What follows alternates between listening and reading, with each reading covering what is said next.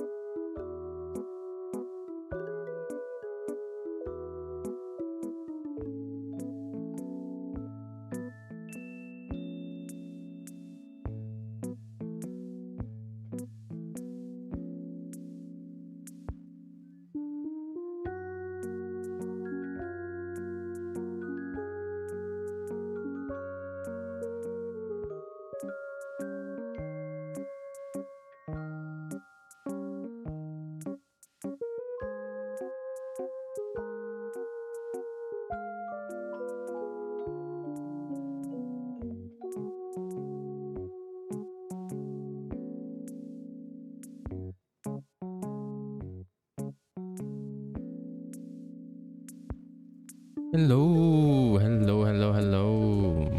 Buenas tardes, and good afternoon, people. How are you doing today? ¿Cómo estamos el día de hoy? Let me see if I'm too close to the camera. Hello, Tifa. Hello, Bean. Hello, Lemon. Hello, Saladin Suri. Ned. Fuck you, Lilith.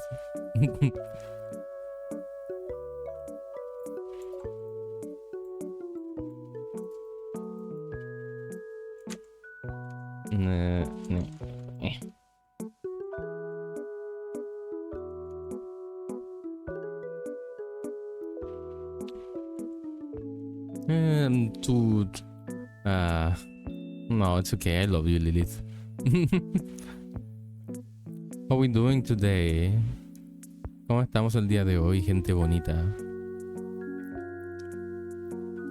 El día de hoy. Yay. Okay. Also, I'm sitting correctly. Don't worry. For now, maybe I'll evolve into a shrimp in a few minutes or something like that. Is the chat behind me? No, it's not behind me. Perfect. Okay, so hello, comrades. Hola, camaradas. El día de hoy vamos a estar teniendo un tiempo bastante relajado, leyendo un poco de teoría en este club de lectura radical. Nombre pendiente de patente. Today we're gonna have a slow and nice time, and in this radical book club that I patent pending, by the way. The name is not copyrighted. If you want it, you can steal it. We're gonna have a little bit of a theory reading day. Hopefully you will manage to not hate my pronunciation, while reading books in English. Espero que mi pronunciación en libros de inglés no sea tan mala, pero la buena en español va a ser muy buena. So we will be reading today some books. Well, it's not a book. Well, it is a book. It's the basically some of the best works of Errico Malatesta. Some of the most popular. Van a ser algunos de los textos más populares, más útiles de Errico Malatesta. Maybe I'll make some better introduction for if I upload it to YouTube.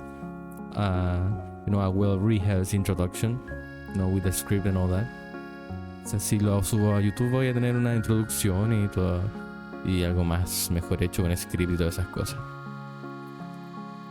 This keep it great. My test in 3 weeks. I'm studying, and if I pass and enroll, pass my course, I can become an aircraft mechanic.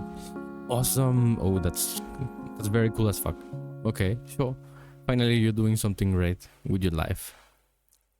6-figure salary too, and I could get hired in different countries and all expenses paid. But hopefully you manage that. Yeah. I'll keep you in my thoughts. So, today we'll be reading. Let me change to my book screen thingy. This is the one in Spanish. Yeah, it's too close, so the words can fit in the screen. No. But the book is The Anarchist Writings of Errico Malatesta, Life and Ideas, and in Spanish, en español, es Malatesta, Pensamiento y Acción Revolucionarios.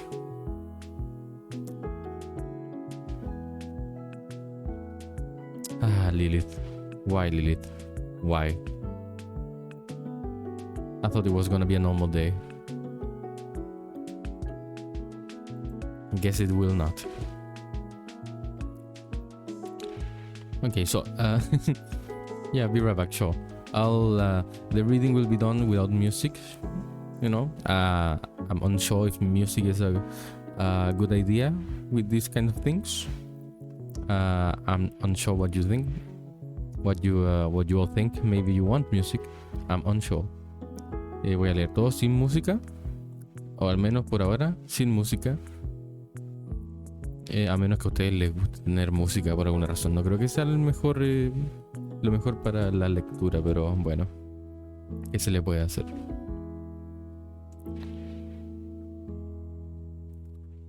Okay, so I'm unsure. Okay, so I'm gonna start with the book in English, because later I'll switch to the book in Spanish, and that book I have in my actual hands instead of just a PNG. I mean a PDF. So without further ado, I'm gonna cancel the music. Music is cancelled forever. No more music. Right now we're just gonna start reading.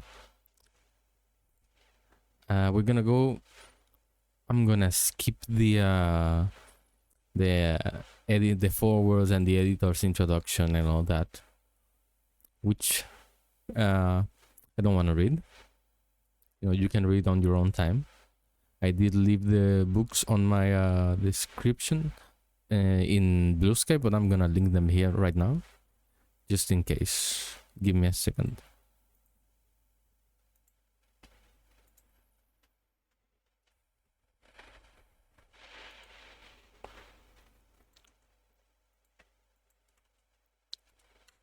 Okay, that's the one in English. That's the one in English.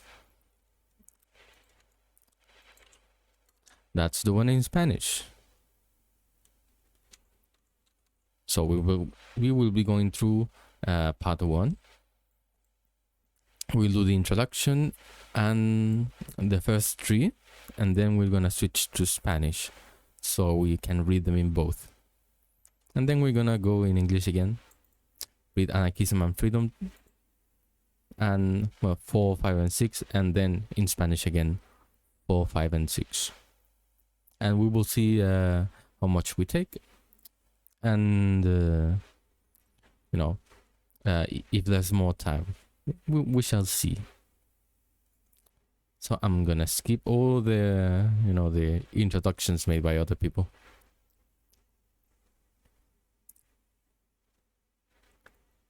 I'm sure they took a long time to do them, but you know, not gonna read them.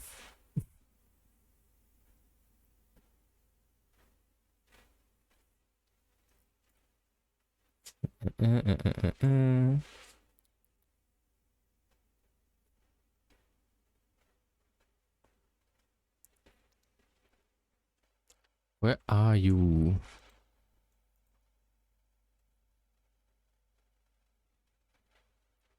There we go. Oh, whoops. I opened something else.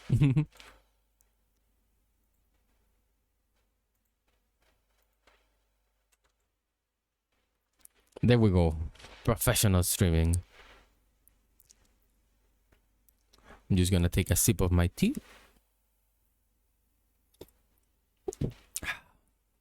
And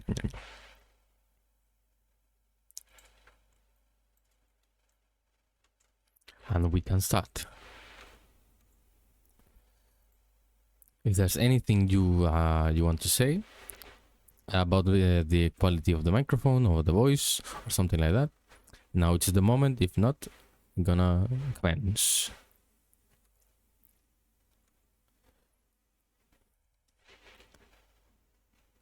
Yes, no, okay.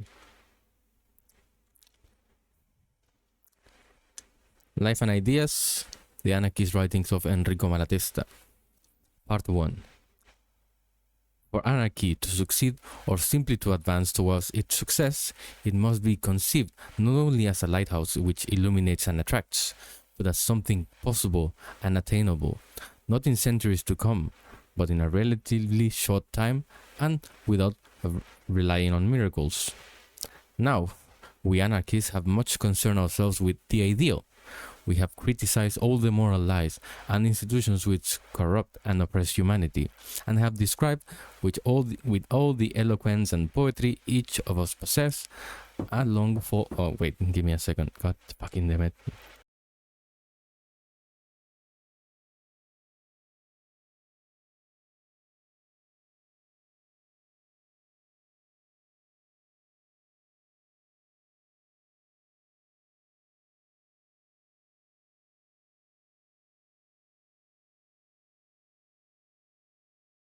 Apologies, that was my niece. She's beautiful and she was going home, and I had to say goodbye. So, you know, you're not more important than my niece.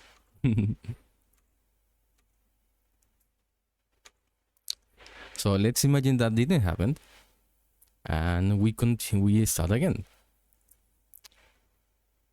with part 1. For anarchy to succeed or simply to advance towards its success, it must be conceived not only as a lighthouse which illuminates and attracts, but as something possible and attainable, not in centuries to come, but in a relatively short time and without relying on miracles.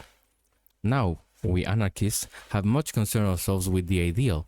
We have criticized all the moral lies and institutions which corrupt and oppress humanity, and have described, with all the eloquence and poetry each of us possess, a long for harmonious society, based on goodness and on love. But it must be admitted that we have shown very little concern with the ways and means for the achievement of our ideals.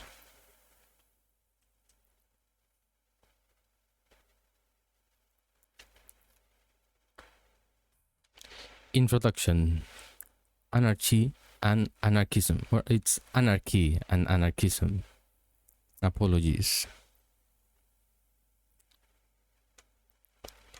Anarchism, in its origins, its aspirations, and its methods of struggle, it is not necessarily linked to any philosophical system. Anarchism was born of a moral revolt against social injustice.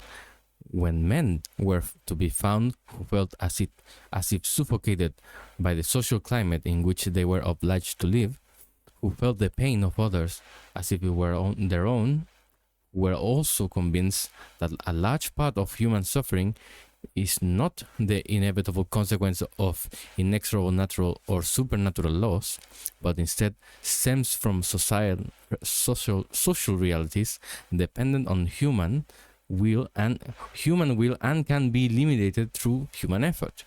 The way was open that had to lead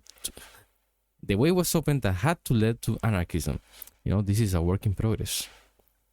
Specifically my voice.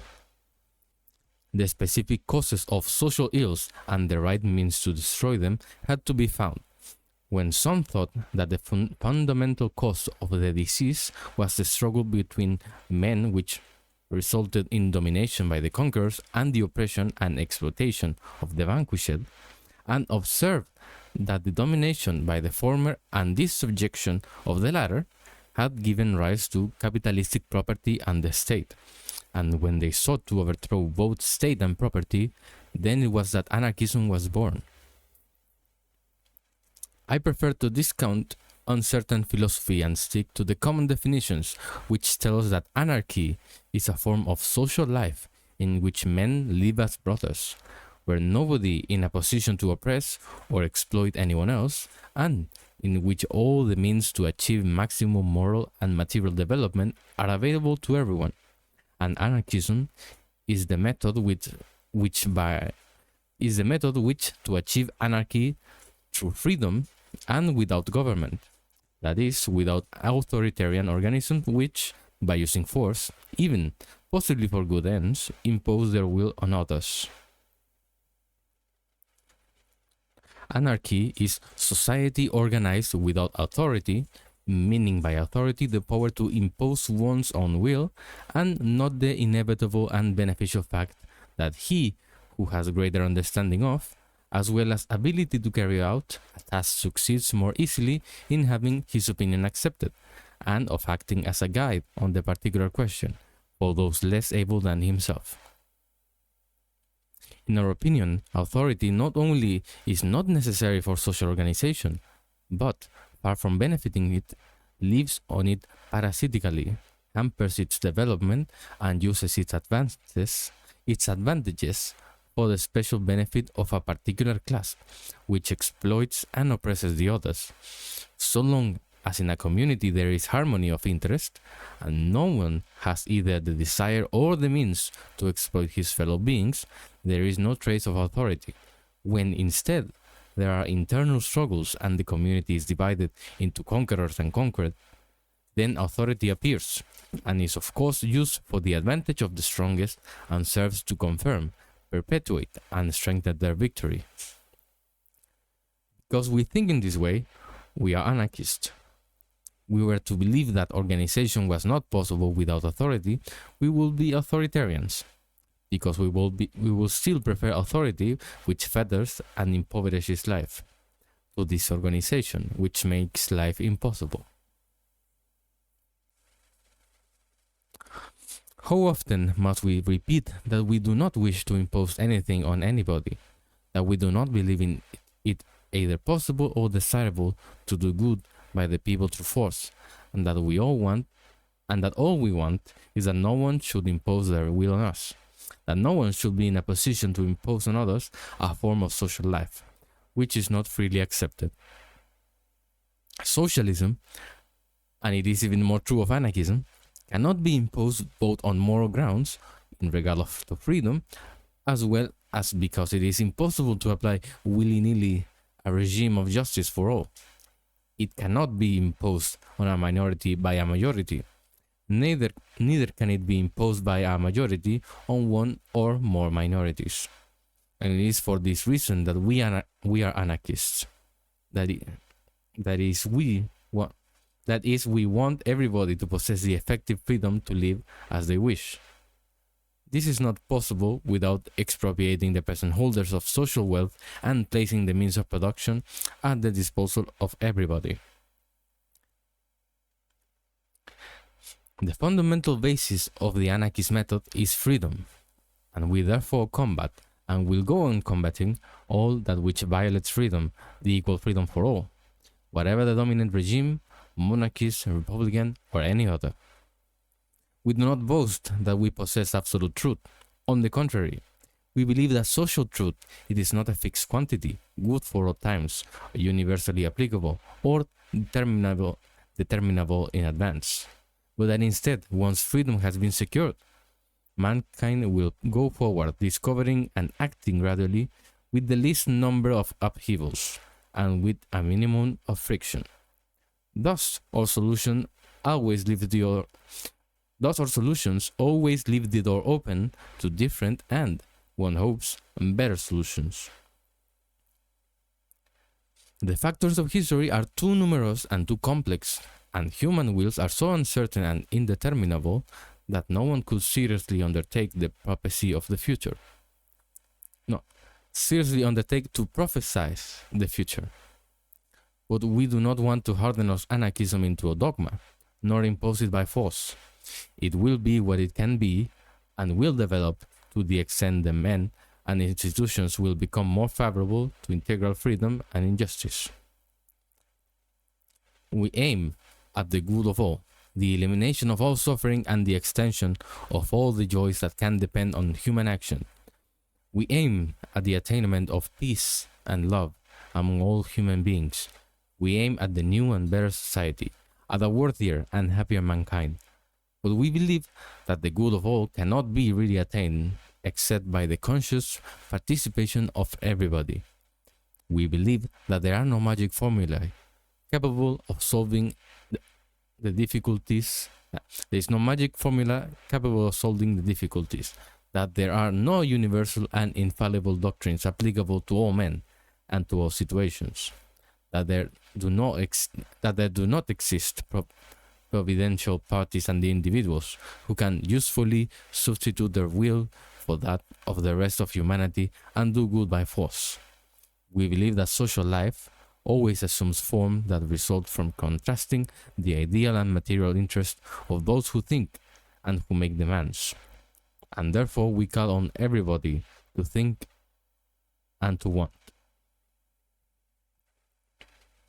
By definition, an anarchist is he who does not wish to be oppressed, nor wishes to be himself an oppressor, who wants to be the greatest well-being, freedom, and development for all human beings. His ideas, his wishes, have their own origin in a feeling of sympathy, love, and respect for humanity, a feeling which must be sufficiently strong to induce him to want the well-being of others as much as his own, and to renounce those personal advantages, the achievement of which would involve the sacrifice of others.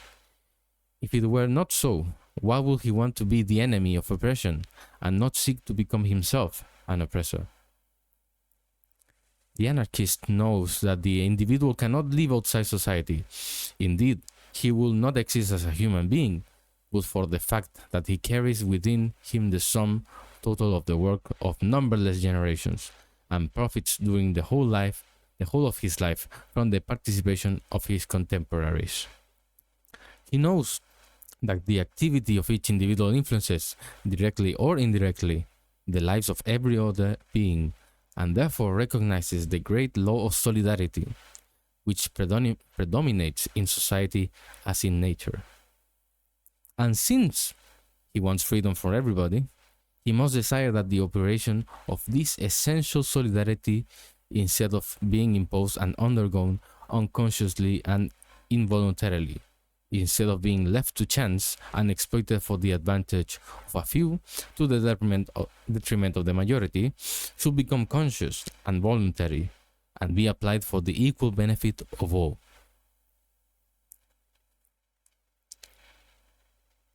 The only possible alternative to being either the oppressed or the oppressor is voluntary cooperation for the greatest of good of all. And anarchists are, of course, and they cannot but be, for cooperation which is free and desired. We hope that no one will want to philosophize and start hair-splitting about egoism and altruism. We agree. We are all egoists. We all seek our own satisfaction. But the anarchist finds his greatest satisfaction in struggling for the good of all, for the achievement of a society in which he can be a brother among brothers, and among healthy, intelligent, educated, happy people. But he who is adaptable, who is satisfied to live among slaves and draw profit from the labor of slaves, is not and cannot be an anarchist. To be an anarchist, it is not enough to recognize that anarchism is a beautiful ideal. In theory, everyone would agree, including the sovereigns, leaders, capitalists, police, and I imagine even Mussolini himself. But one must want to struggle to achieve anarchism, or at least to approximate to it, by seeking to reduce the power of the state and of privilege, and by demanding always greater freedom, greater justice. Why are we anarchists? Apart from our ideas about the political state and government, that is, on the cohesive organization of society, which are our specific characteristic, and those on the best way to ensure for everybody free access to the means of production and enjoyment of the good things of life. We are anarchists because of a feeling which is the driving force for all sincere social reformers, and without which our anarchism will be either a lie or just nonsense. This feeling is the love of mankind, and the fact of sharing the suffering of others. If I eat, I cannot enjoy what I'm eating if I think that there are people dying of hunger. If I buy a toy for my child, and I am made happy by her pleasure, my happiness is soon embittered at seeing the wide-eyed children standing by the shop window who could be made happy with a cheap toy but cannot have it. If I am enjoying myself, my spirit is saddened as soon as I recall that there are unfortunate fellow beings languishing in jail. If I study or do a job I enjoy doing, I feel remorse at the thought that there are so many brighter than I who are obliged to waste their lives on exhausting, often useless or harmful tasks.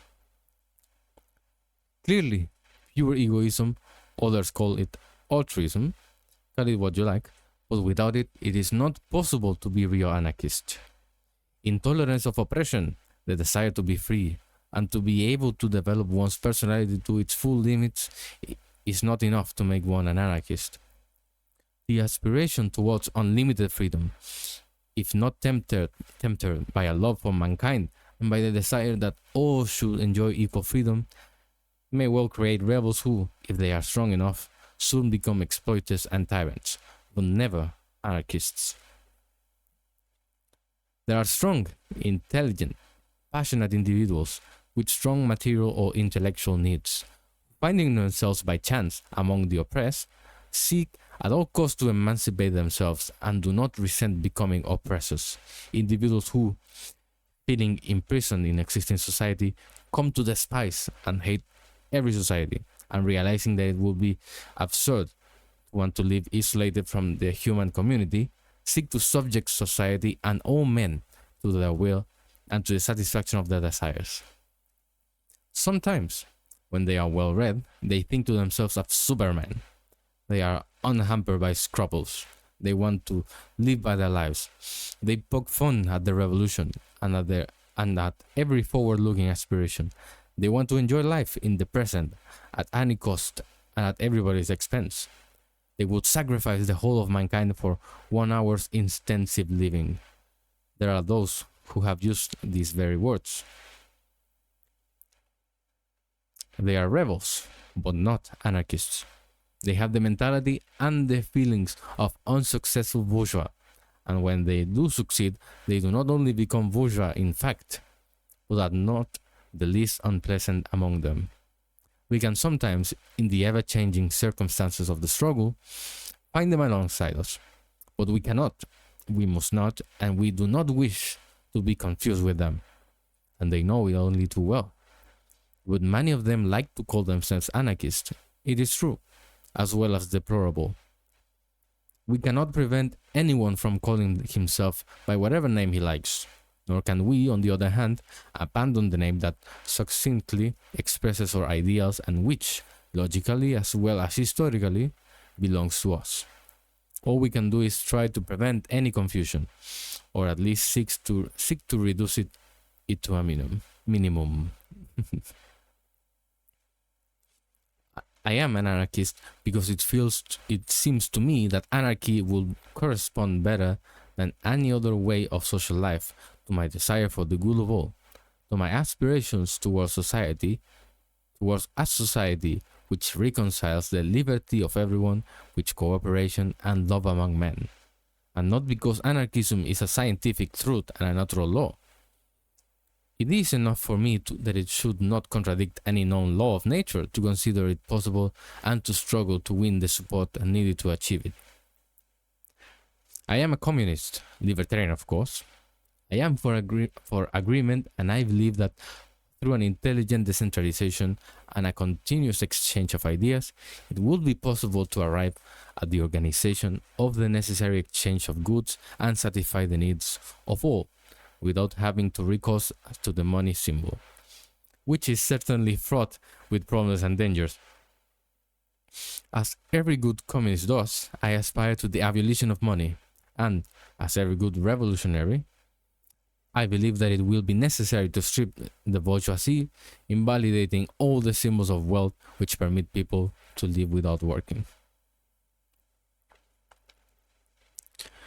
We often find ourselves saying anarchism is the abolition of the gendarme, meaning by the gendarme any armed force, any material force in the service of a man or of a class, to oblige others to do what they would otherwise not do voluntarily. Of course, that definition does not give even an approximate idea of what it means by anarchy, or what is meant by anarchy, which is a society founded on free agreement, in which every individual can achieve the maximum development, material and moral, as well as intellectual, in which he finds in social solidarity the guarantee for his freedom and well-being. The removal of physical constriction is not enough in itself to ensure that he will acquire the dignity of a free man, or learn to love his fellow men, and to respect in them those rights which he wants others to respect for him, and to refuse both to command as well to be commanded. One can be a willing slave for reasons of moral deficiency and a lack of faith in oneself, just as one can be a tyrant through wickedness or a lack of conscience when one does not meet an adequate resistance. But this is not to say that the abolition of the gendarme, that is, the abolition of violence in social relations, is not the basis, the indispensable condition without which anarchy could not flourish and, indeed, could not be conceived. Since all the present ills of society have their origin in the struggle between men, in the seeking after well-being, in the seeking after wealth being for one's own effort and for oneself and against everybody, we want to make amends, replacing hatred by love, competition by solidarity, the individual search for personal well-being by the fraternal cooperation for the well-being of all, oppression and imposition by liberty, the religious and pseudo-scientific lie by truth. Therefore, 1. Abolition of private property in land, in raw materials, and the instruments of labor, so that no one shall have the means of living by the exploitation of the labor of others, and that everybody, being assured of the means to produce and to live, shall be truly independent and in a position to unite freely among themselves for a common objective and according to their personal sympathies. 2. Abolition of government and of every power which makes the law and imposes it on others. Therefore, abolition of monarchies, republics, parliaments, armies, police officers, magistratures, and any institution whatsoever endowed with coercive powers. 3. Organization of social life by means of free association and federations of producers and consumers, created and modified according to the wishes of their members, guided by science and experience, and free from any kind of imposition which does not spring from natural needs, to which everyone, convinced by a feeling of overriding necessity, voluntarily submits. 4. The means of life, of development and well-being, will be guaranteed to children and all who are prevented from providing for themselves. 5. War on religions and all lies, even if they shelter under the cloak of science, scientific instruction for all to be advanced level. Scientific instruction for all to advanced level. 6. War on rivalries and patriotic prejudices, abolition of frontiers, brotherhood among all peoples. 7. Reconstruction of the family, as will emerge from the practice of love, free from every legal tie, from every economic and physical oppression, from every religious prejudice. What we want, therefore, is the complete destruction of the domination and exploitation of man by man. We want men united as brothers by a conscious and desired solidarity, all cooperating voluntarily for the well-being of all. We want society to be constituted for the purpose of supplying everybody with the means for achieving the maximum well-being, the maximum possible moral and spiritual development. We want bread, freedom, love, and science for everybody.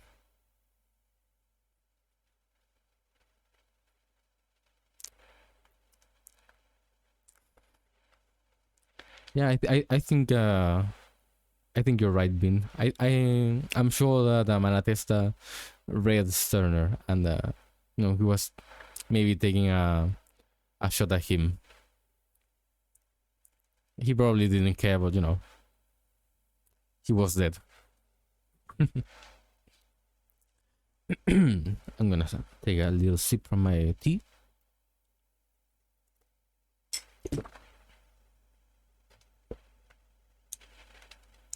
Ay, Dios mío, qué delicioso.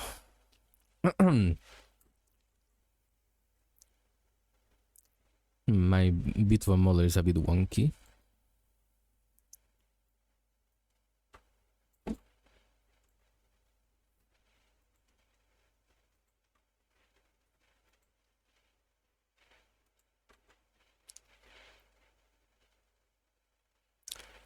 That's very true. That's very true. Well, maybe I'll read the ego on its own here someday. I'm gonna adjust my camera. It moves a bit weird.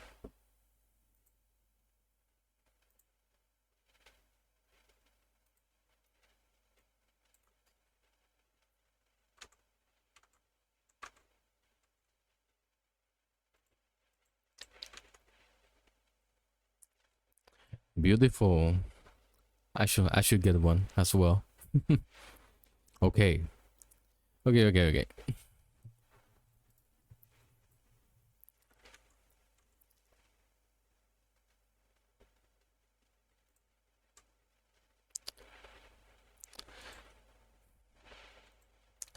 One. Anarchist schools of thought. One can be an anarchist irrespective of the philosophic system one prefers. There are materialist anarchists, as there are others, like myself, who without prejudicing future developments of the human mind, prefer simply to declare their ignorance on these matters. Certainly, it is difficult to understand how certain theories can be reconciled with the practical aspects of life. The mechanistic theory, no less than the theistic and pantheistic theories, would logically lead to indifference and inaction, to the supine acceptance of all that exists both in the moral and material fields. Fortunately, philosophic concepts have little influence on conduct, and materialists and mechanicists in the field of logic often sacrifice themselves for an ideal, just as, incidentally, do religious people, who believe in the eternal joys of paradise, but take good care to live as well as possible in this world, and when ill are afraid of dying and call in the doctor. There are those among the anarchists who like to call themselves communists or collectivists or individualists or what have you. Often it is a question of different interpretations of words which obscure and hide a fundamental identity of objectives. Sometimes it is only a question of theories, hypotheses, with which each person explains and justifies in different ways identical practical conclusions. Among the anarchists there are the revolutionists, who believe that the force which maintains the existing order must be overthrown by force in order to create a political climate in which the free development of individuals and of the community will be possible. And there are the educationists, who think that social transformation can be achieved only by first changing people by means of education and propaganda. There are too the partisans of non-resistance or of passive resistance, who repudiate violence, even when it serves to repel violence. And there are those who recognize the necessity for violence, who, in their turn, are divided as to the nature, the extent, and the limits of such violence. There are disagreements as to the anarchist attitude towards the trade unions, disagreements on the need or otherwise of a specific anarchist organization, permanent or temporary disagreements as to the relationship between anarchists and opposition parties. And on these and other similar questions, one must seek ways of reaching agreement. Or if, as seems to be the case, agreement is not possible, we must know how to tolerate each other, by working together when in agreement and leaving each one to do as he thinks fit without hampering each other when not. For, come to think about it, nobody can be absolutely certain of being in the right, and nobody is always right. Morally, anarchism is sufficient unto itself, but to be translated into facts, it needs concrete forms of material life. And it is the preference for one or other form which differentiates the various anarchist schools of thought. In the anarchist milieu, communism, individualism, collectivism, mutualism, and all the intermediate and eclectic programmers are simply the ways considered best for achieving freedom and solidarity in economic life. The ways believed to correspond most closely with justice and freedom for the distribution of the means of production and the products of labor among men. Bakunin was an anarchist, and he was a collectivist, an outspoken enemy of communism, because he saw in it the negation of freedom and, therefore, of human dignity. And with Bakunin, and for a long time after him, almost all the Spanish anarchists were collectivists, and yet they were among the most conscious and consistent anarchists. Others, for the same reason of defense and guarantee of liberty, declare themselves to be individualists, and they want each person to have an individual property, the part that is due to him of the means of production, and therefore the free disposal of the products of his labor. Others invent more or less complicated systems of mutuality. But in the long run, it is always the searching for a more secure guarantee of freedom, which is the common factor among anarchists, and which divides them into different schools. The individualists assume, or speak as if they assumed, that anarchists communists want to impose communism, which of course will put them right outside the ranks of anarchism. The communists assume, or speak as if they assume, that the anarchist, individualist reject every idea of association, want the struggle between men, the domination of the strongest, and this will put them not only outside the anarchist movement, but outside humanity. In reality, those who are communists are such because they see in communism freely accepted the realization of brotherhood and the best guarantee for individual freedom.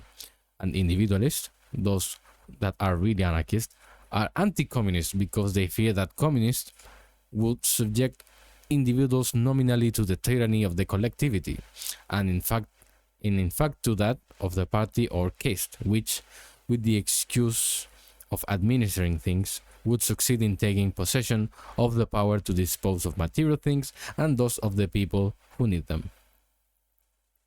Therefore, they want each individual or each group to be in a position to enjoy freely the product of their labor in conditions of equality with other individuals and groups with whom they would maintain relations of justice and equity. In which case it is clear that there is no basic difference between us. But according to the communists, justice and equity are, under natural conditions, impossible of attainment in an individualistic society, and thus freedom too will not be attained. If climatic conditions throughout the world were the same, if the land was everywhere equally fertile, if raw materials were evenly distributed and within reach of all who need them, if social development were the same everywhere in the world, if the work of past generations had benefited all countries to the same extent, if population were evenly distributed over the whole habitable area of the globe, then one could conceive of everyone, individuals or groups, finding the land, tools and raw materials needed to work and produce independently, without exploiting or being exploited. But natural and historical conditions being what they are, how is it possible to establish equality and justice between he who by chance finds himself with a piece of arid land, which demands much labor for all small returns, with him who has a piece of fertile and well-seeded land?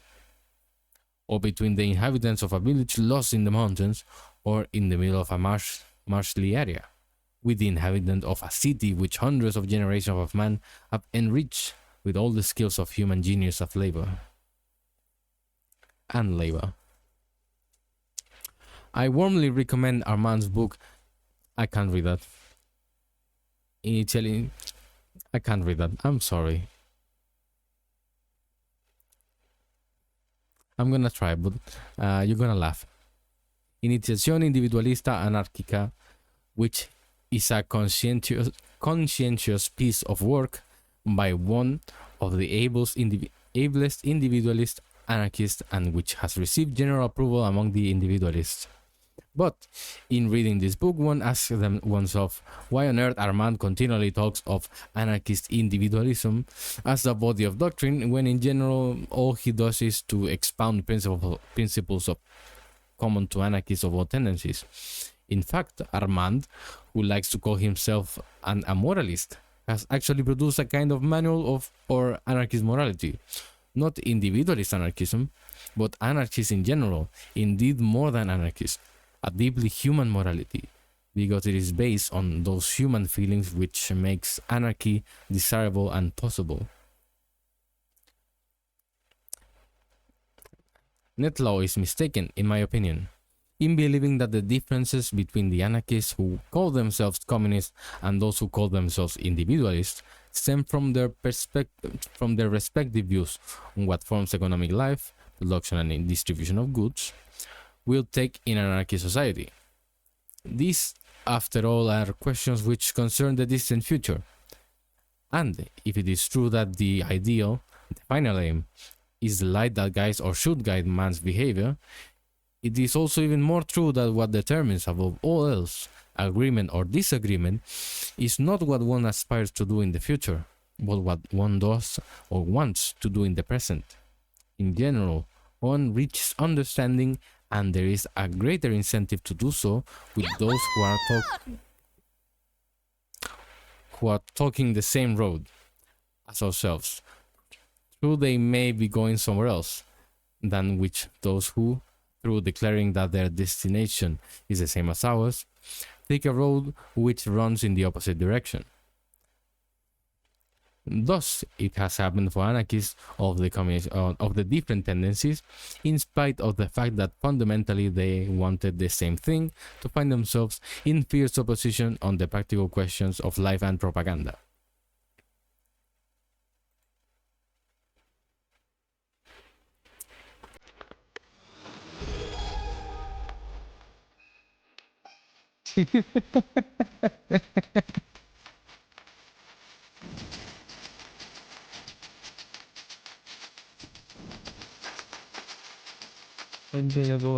Serrucho, serrucho, serrucho, esta noche doy serrucho, serrucho. Hello, Jasper. Welcome and thank you. Thank you very much. You, you kind of scared me. I forgot I had a really loud alert sometimes. Thank you. Also hello though. Yes, it's me, Monkey. Thank you. Thank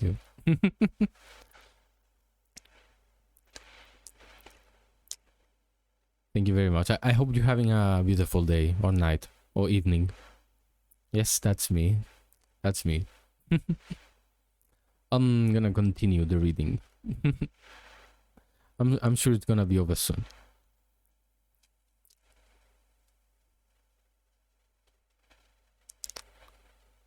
Thus, it has happened for anarchists of the different tendencies, in spite of the fact that fundamentally they wanted the same thing, to find themselves in fierce opposition on the practical questions of life and propaganda. Admitted the basic principle of anarchism, which is that no one should wish or have the opportunity to reduce others to a state of subjection and oblige them to work for him, it is clear that all and only those ways of life which respect freedom and recognize that each individual has an equal right to the means of production and to the full enjoyment of the product of his own labor have anything in common with anarchism. I told you it was gonna be over soon. Hello. Hello, how are you doing? Beautiful to have you here. Hola, huevito, ¿cómo estás? Ya viene la parte en español, no te preocupes. Ya viene la parte en español. Voy a arreglar un poco mi modelo.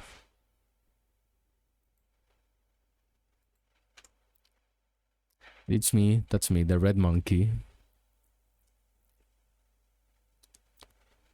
Yeah, I'm gonna say it again. Thank you, Jasper, for subscribing. No, I really appreciate it.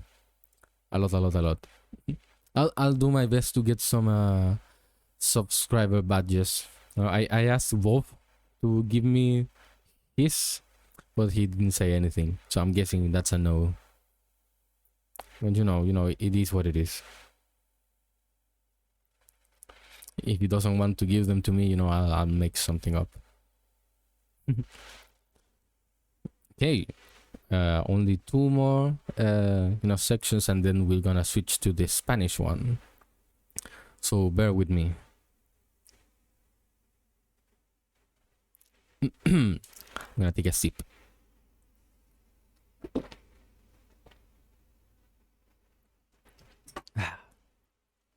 Spicy.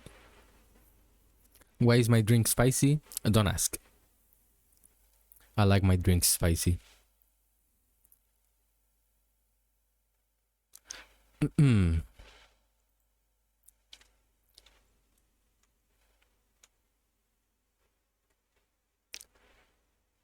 Anarchist communism.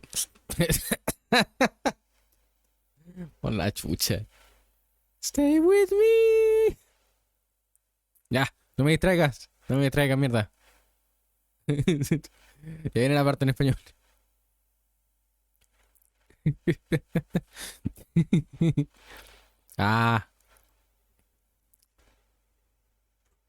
Anarchist communism.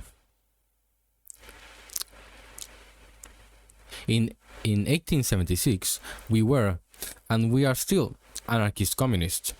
But this does not mean that we use communism as a panacea or dogma, and fail to see that to achieve communism, certain moral and material conditions are needed, which we must create. Luigi Galliani's La fine dell'anarchismo, in its essence a clear, serene, eloquent account of anarchism-communism, according to the Kropotkinian conception, a conception which I personally find too optimistic, too easygoing, too trusting in natural harmonies. But for all that, his is the most important contribution to anarchist propaganda that has been made so far. We too aspire to communism as the most perfect achievement of human solidarity, but it must be anarchist communism, that is, really desired and accepted, and the means by which the freedom of everyone is guaranteed and can expand. For these reasons, we maintain that state communism, which is authoritarian and imposed, is the most hateful tyranny that has ever afflicted, tormented, and handicapped mankind. Those anarchists who call themselves communists, and I am one of them, do so not because they wish to impose their particular way of seeing things on others, or because they believe that outside communism there can be no salvation, but because they are convinced, until proved wrong, that the more human beings are joined in brotherhood, and the more closely they cooperate in their efforts for the benefit of all concerned, the greater is the well-being and freedom which each can enjoy. They believe that man, even if freed from oppression by his fellow men, still remains exposed to the hostile forces of nature, which he cannot overcome alone, but which, in association with others, can be harnessed and transformed into the means for his own well-being. The man who would wish to provide for his material needs by working alone is a slave to his work, as well as not being always sure of producing enough to keep alive. It would be fantastic to think that some anarchists who call themselves, and indeed are, communists, should decide to live as in a convent, subjected to common rules, uniform meals and clothes, etc. But it would be equally absurd to think that they should want to do just as they like without taking into account the needs of others, or of the right all have to equal freedom. Everybody knows that Kropotkin, for instance, who was one of the most active and eloquent anarchist propagandists of the communist idea, was at the same time a staunch defender of the independence of the individual, and passionately desired that everybody should be able to develop and satisfy freely their artistic talents, engage in scientific research, and succeed in establishing a harmonious unity between manual and intellectual activity, in order to become human beings in the noblest sense of the word. Furthermore, communist anarchists believe that because of the natural differences in fertility, salubrity, and location of the land masses, it would be impossible to ensure equal working conditions for everyone individually, and so achieve, if not solidarity, at least justice. But at the same time, they are aware of the immense difficulties in the way of putting into practice that worldwide free communism, which they look up as the ultimate objective of a humanity emancipated and united, without a long period of free development. And for this reason they arrive at conclusions which could be perhaps expressed as in the following formula: the achievement of the greatest measures of individualism is in direct ratio to the amount of communism that is possible. That is to say, a maximum of solidarity in order to enjoy a maximum of freedom. In theory, communism is the ideal system in which, so far as human relationships are concerned, will replace struggle by solidarity and will utilize natural energies and human labor to the best possible advantage and transform humanity into one big brotherhood intent on mutilate and love. But is this practical in an existing spiritual and material state of human affairs? And if so, within what limits? Worldwide communism, that is, a single community among all mankind, is an aspiration, an ideal goal at which one must aim, but which certainly could not be possible form of economic organization at present. We are, of course, speaking for our times and probably for some time to come. So far as the distant future is concerned, we leave it to the future generation to think about that. For the present, one can only think of multiple communities among people who are kindred spirits, and who would, besides, have dealings with each other of various kinds, communistic or commercial. And even within these limits, there is always the problem of a possible antagonism between communism and freedom. Assuming the feeling exists that draws men toward brotherhood and conscious and desired solidarity, and which will encourage us to propagate and put into effect as much communism as possible, I believe that just as complete individualism would be uneconomic as well as impossible, so would complete communism be impossible as well as anti-libertarian, more so if applied over a large territory. To organize a communist society on a large scale, it will be necessary to transform all economic life radically, such as methods of production, of exchange and consumption. And this could not be achieved other than gradually, as the objective circumstances permitted, and to the extent that the masses understood what advantages could be gained and were able to act for themselves. If, on the other hand, one wanted and could carry out in one sweep the wishes and the ambitions of a party, the masses, accustomed to obey and serve, would accept the new way of life as a new law imposed on them by the government, and would wait for a new supreme power to tell them how to produce and determine for them what they should consume.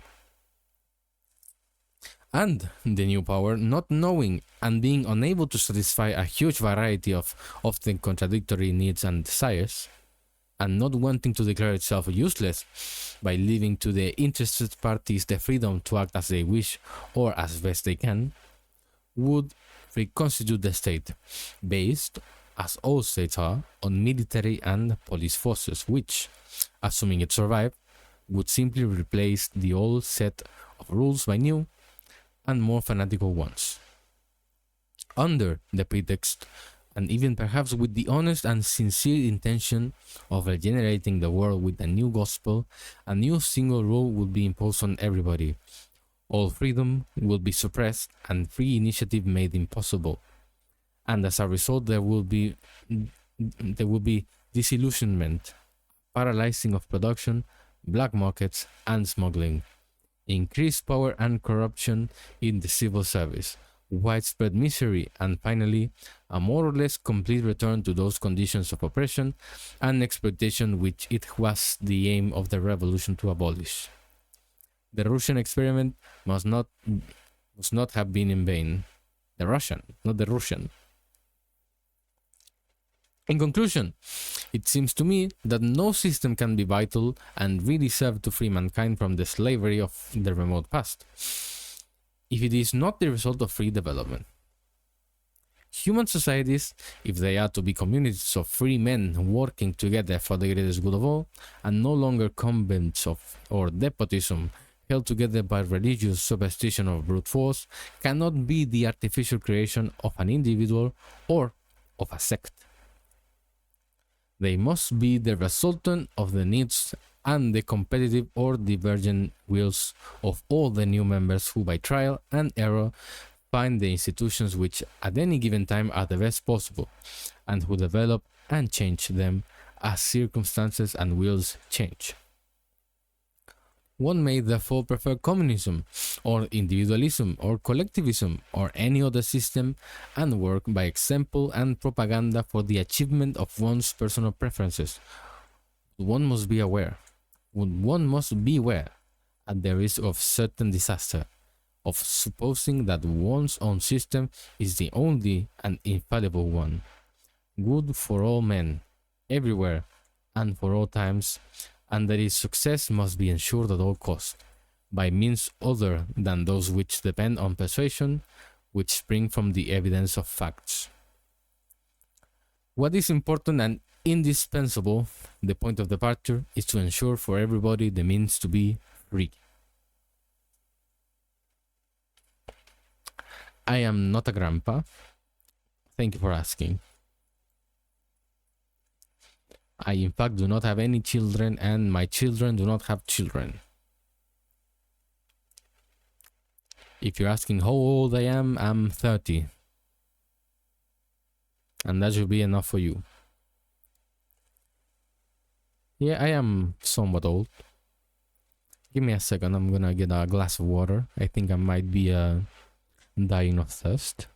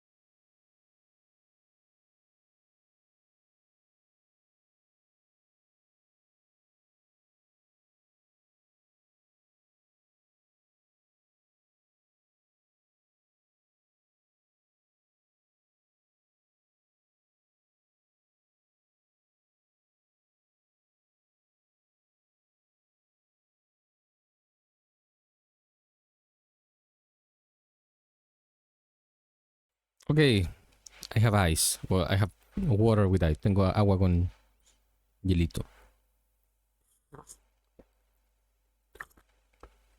Ay, Dios mío, qué rico. Mamma mía.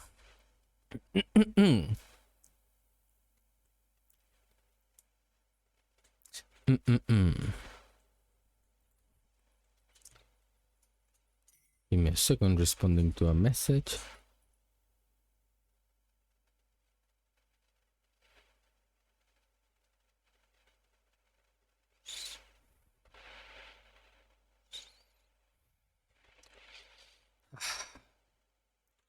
Okay.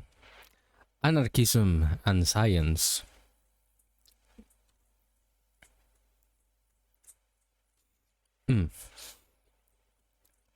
Science is a weapon which can be used for good or bad ends, but science ignores completely the idea of good and evil. We are therefore anarchists not because science tells us to be, but because, among other reasons, we want everybody to be in a position to enjoy the advantages and pleasures which science procures. That was a horrible pronunciation of science. I think I need my lip balm. Necesito hidratar mis labios.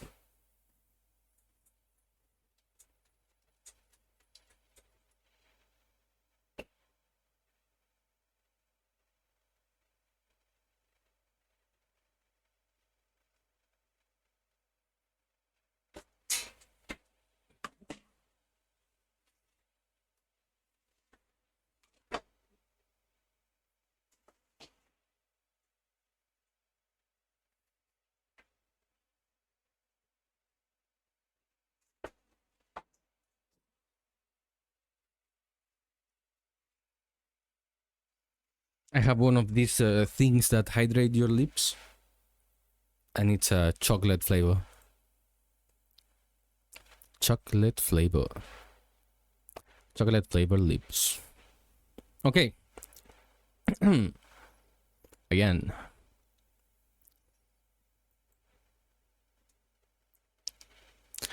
Anarchism and science. Science is a weapon which can be used for good or bad ends, but science ignores completely the idea of good and evil.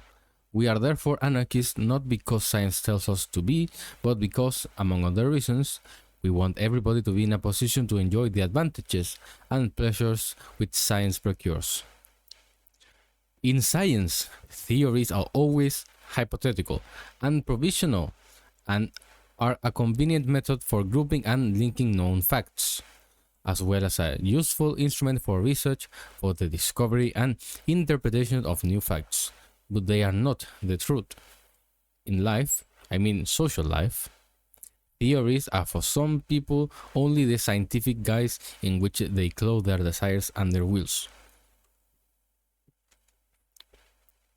The scientism, I am not saying science, which was prevalent in the second half of the 19th century, produced that tendency to consider a scientific truth, namely natural law and therefore necessary and predestined, that which was no more than the concept corresponding to different interests and to the various aspirations that each individual created for himself, of justice, progress, etc. Scientific socialism, as well as scientific anarchism, were derived from this concept and, true professed by the most eminent among us, have always seemed to me grotesque concepts, a mixing up of things and concepts which are by their very nature quite distinct. I may be right or wrong, but in any case I am pleased that I avoided the fashion of the period and was therefore free of dogmatism and of any pretension of possessing the absolute social truth. I do not believe in the infallibility of science, neither in its ability to explain everything, nor in its mission of regulating the conduct of man, just as I do not believe in the infallibility of the Pope, in revealed morality and the divine origins of the Holy Scriptures. I only believe those things that which can be proved, but I know full well that proofs are relative and can be, and are in fact, continually superseded and cancelled out by other proved facts, and therefore I believe that doubt should be the mental approach of all who aspire to get even closer to the truth, or at least to that much of truth that is possible to establish. To the will to believe, which cannot be other than the desire to invalidate one's own reason, I oppose the will to know, which leaves the immense field of research and discovery open to us. As I have already stated, I admit that only which can be proved in a way that satisfies my reason, and I admit it only provisionally, relatively, always in the expectation of new truths which are more true than those so far discovered. No faith, then, in the religious sense of the word. I sometimes say that faith is needed, or that in the struggle for the good, men show a faith are needed. And there is even an anarchist newspaper which, presumably inspired by this need, bears the title Fede, faith. But in these cases the word is used in the common sense of determination, great hopes, and has nothing in common with the blind belief in things which appear to be either incomprehensible or absurd. But how then do I reconcile this incredulity in religion and this, what I would call systematic doubt in the definitive results of science, with a moral rule and the determined will and hope of achieving my ideal of freedom, justice, and human brotherhood? The fact is that I do not introduce science where science does not belong. The function of science is to discover and to state the fact and the conditions under which fact invariably is produced and is repeated. That is, to state that which is and which inevitably must be, and not that which men desire and want. Science stops where inevitability ends and freedom begins. It serves man because it prevents him from getting lost in fanciful conceptions, and also supplies him with the means to increase the time available for the exercise of free will. A capacity of willing which distinguishes men, and perhaps to a different degree all animals, from inert matter and unconscious forces. And it is in this ability to exercise willpower that one must seek for the sources of immorality and the rules of behavior. I protest against the charge of dogmatism, because though I am unflinching and definitely as to what I want, I am always doubtful about what I know. And I think that in spite of all the efforts made to understand and explain the universe, we have so far achieved neither certainty nor even the probability of certainty. And I wonder whether human intelligence will ever get there. On the other hand, to be told that I have a scientific mind does not displease me at all. I would be glad to deserve the term, for the scientific mind is one which seeks the truth by using positive, rational, and experimental methods, which never cherishes the illusions of having found the absolute truth and is content with painstakingly approaching it, discovering partial truths, which it considers always as provisional and revisable. In my opinion, the scientist is who he examines facts and draws from them logical conclusions, whatever they might be, as opposed to those who form a system for themselves and then seek confirmation in facts, and in so doing unconsciously select the facts which fit into their system and overlook the others, and perhaps even force and distort the facts to squeeze them into the framework of their concepts. The scientist makes use of hypotheses to work on, that is to say, he makes certain assumptions which serve him as a guide and as a spur in his research, but he is not the victim of his imagination, nor does he allow familiarity with his assumptions to be hardened into a demonstrated truth, raising to a law which arbitrarily induction every individual fact which serves his thesis. The scientism which I reject and which, provoked and encouraged by enthusiasm, which followed the really marvelous discoveries made at the time in the fields of physical, chemistry, and of natural history, dominated minds in the second half of the last century, is the belief that science is everything and is capable of everything. It is the acceptance on definite truths, as dogmas, every partial discovery. It is the confusion of science with morals, or force, in the mechanical sense of the word, with thought, of natural law with the will. Scientism logically leads to fatalism, that is, to the denial of free will and freedom.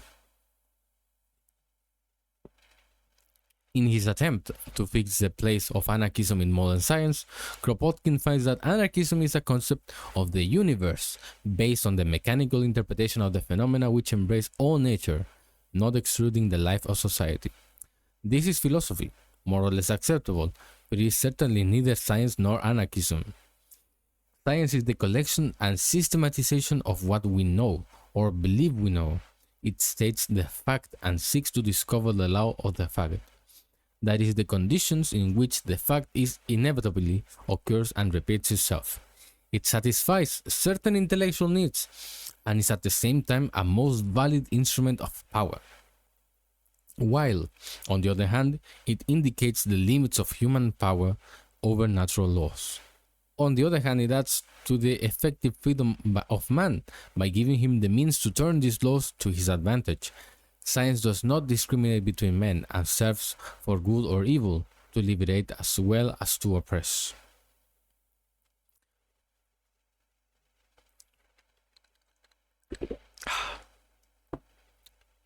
Philosophy can be a hypothetical explanation of what is known, or an attempt to guess what is not known.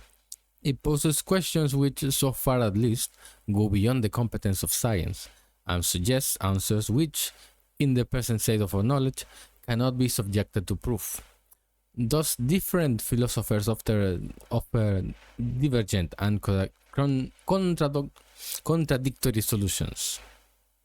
When philosophy is not simply a play on words and an illusionist tricks, it can be a spur and a guide to science, but it is not science.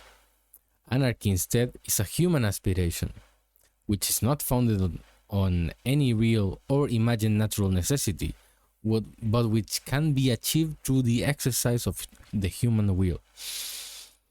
It takes advantage of the means that science offers to man in his struggle against nature and between contrasting wills.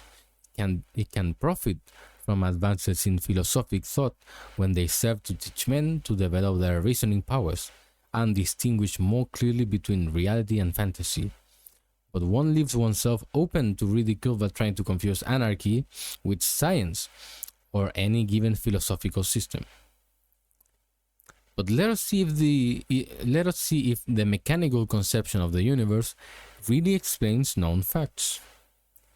We will see We will then see if it can at least be reconciled and logically coexist with anarchism or with any aspiration towards a state of things different from that which exists today. The fundamental principle of mechanism is the conservation of energy. Nothing is created and nothing can be destroyed. A body cannot give up heat to another without cooling by a similar amount. One form of energy cannot be transformed into another. Transference of heat into electricity, heat into electric current and vice versa, etc., without that which is required in one way being lost by the other. Indeed, in all physical nature, the very common fact is verified that if someone has 10 coppers and spends 5, he is left with exactly 5, neither more or less.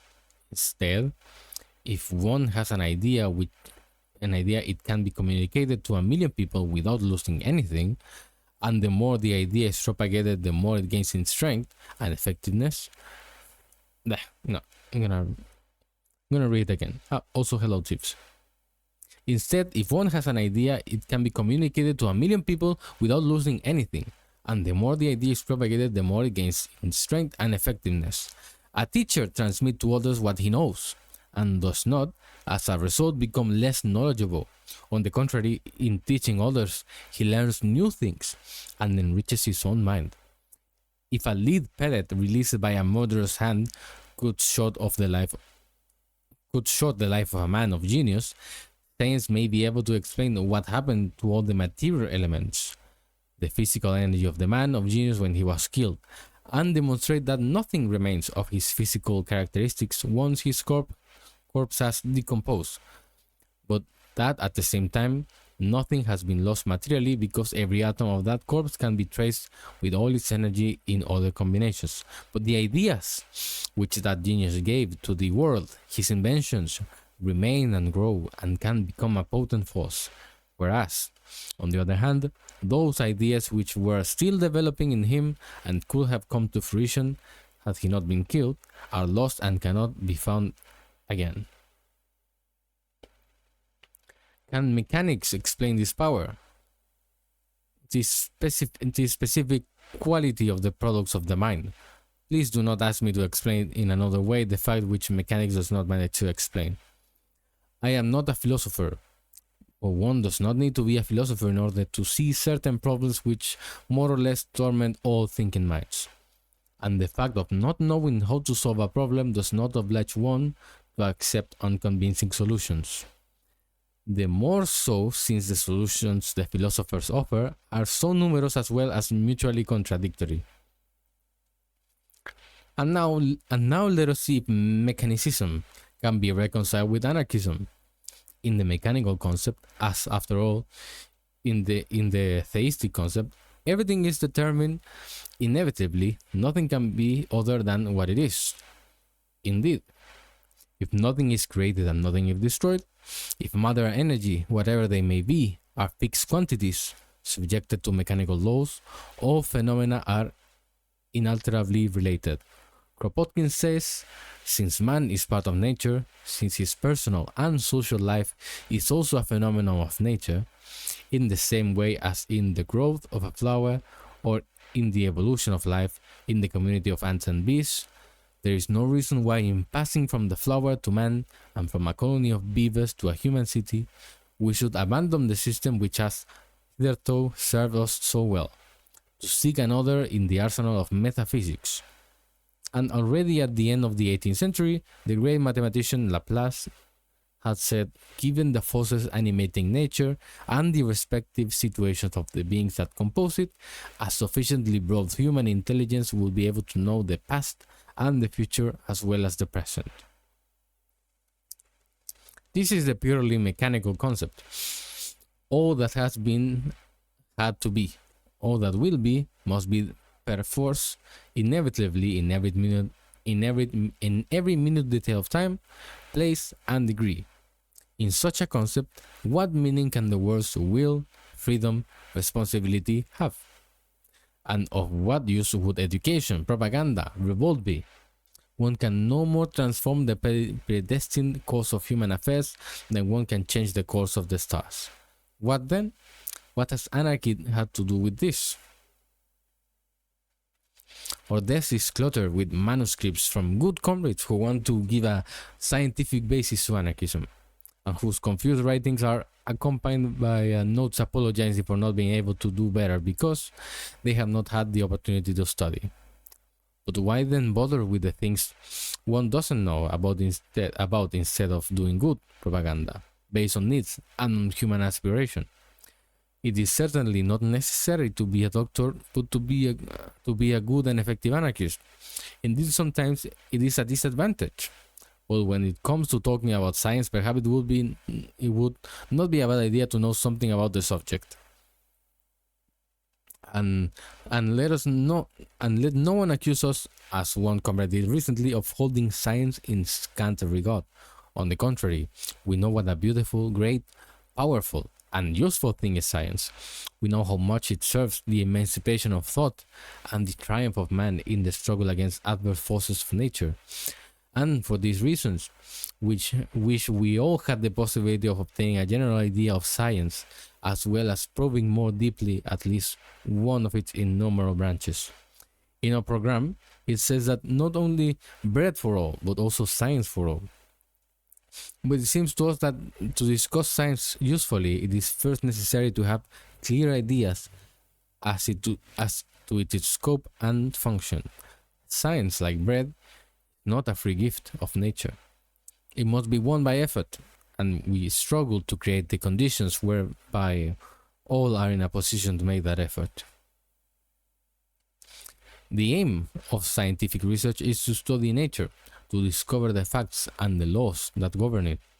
That is the condition in which the fact invariably occurs and invariably recurs.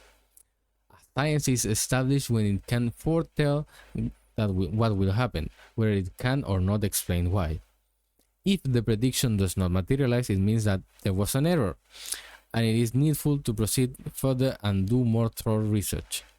Chance, free will, the exception, are concepts alien to science, which seek that which is predestined, that which cannot be otherwise, that which is determined.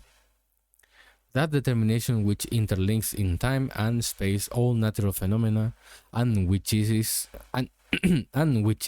is the task of science to investigate and discover.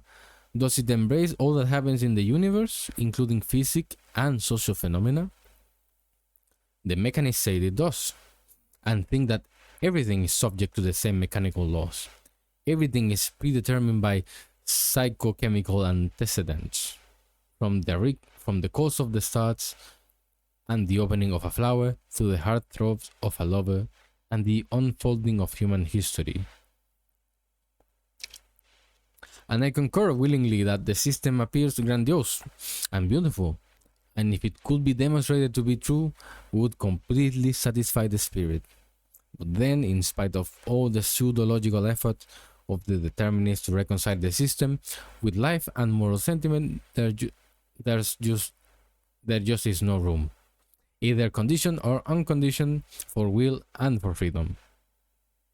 Our lives and the life of human society would all be predestined and foreseeable ab eterno, and for eternity, in each and every minute detail, just as is every mechanical fact. And our will will be simply an illusion, as in the case of the stone Spinoza talks about, which when it falls is nap. It was a little bit of a tongue twister. Our lives and the life of human society would all be predestined and foreseeable, ab eterno and for eternity, in each and every minute detail, just as is every mechanical fact. And our will would be simply an illusion, as in the case of the stone Spinoza talks about, which when it falls is conscious of the scent and believes that it falls because it wants to. That's a difficult sentence to say.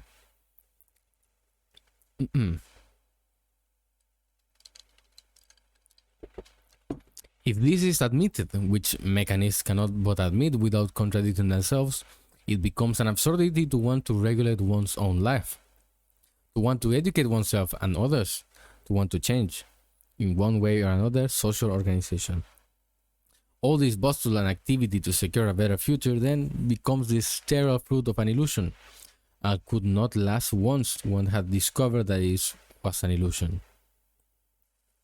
It is true that illusion and absurdity would be determined products of the mechanical functioning of the brain, and as such would be part of the system. But once again, we ask what place is left for will and for freedom, for the effectiveness of human action on life and on the future of mankind.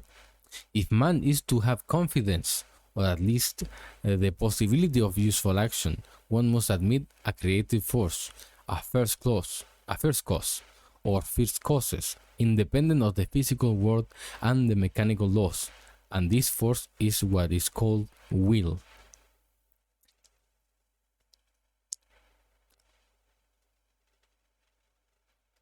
To admit the existence of such force means, of course, denying the general application of the principle of causality, and our logic is in difficulty. But is this not always the case when we try to seek the origins of things? We do not know what will is, but do we perhaps know what matter or energy are? We know the facts, but not the reason for them, and however much we try, we always arrive at an effect without a cause, to a first cause. And if to explain facts we need first causes to be ever present and ever active, we will accept their existence as a necessary or at least convenient hypothesis. Viewed in this light, the function of science is to discover that which is determined, natural laws, and establish the limits where inevitability ends and freedom begins. And its great usefulness consists in freeing man from the illusion of believing that he can do anything he likes and can always extend the radius of his effective freedom. So long as the forces which subject all bodies to the laws of gravitation were not known, man might have thought it possible to fly at will, but remain on the ground. When science discovered the conditions required to float and to move in the atmosphere, man really acquired the freedom to fly. In conclusion, all I am maintaining is that the existence of wheels capable of producing new effects independent of mechanical laws of nature is a necessary presupposition for those who believe in the possibility of changing society. Oof, that was a difficult part of the text. My English did not like that at all. Not at all.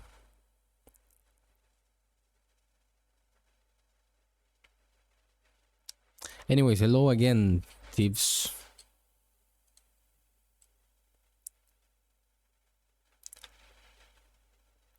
My friend said they could tell I've been voice training. Awesome!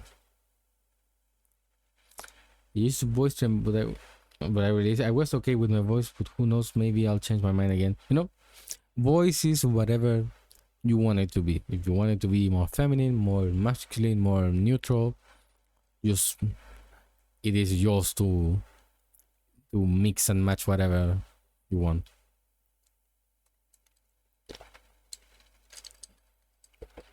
Someday we will live in a world that doesn't care about conforming to a specific kind of voice, while you have a specific kind of face or body or whatever, or the shit they want you to conform to. Okay. Now I'm sorry for all the English speakers in the house, but it is time for some Spanish, a language I can actually speak easily.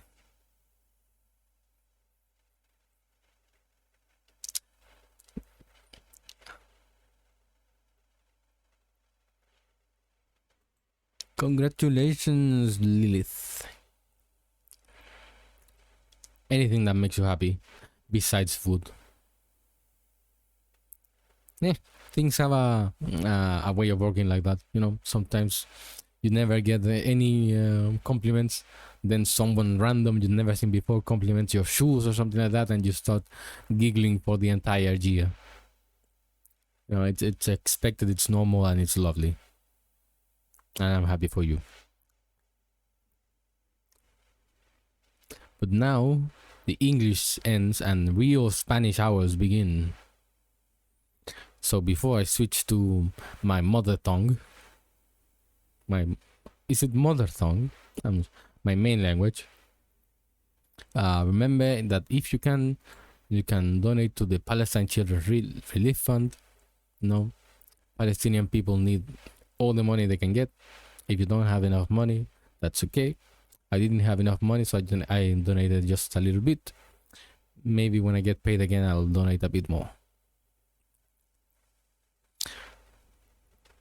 With all that said, es momento de hablar español. No me importa el resto si no les gusta. Oye, tu madre, me mojé con mi agüita fría en la piernita. I'm gonna switch to the Malatesta in Spanish.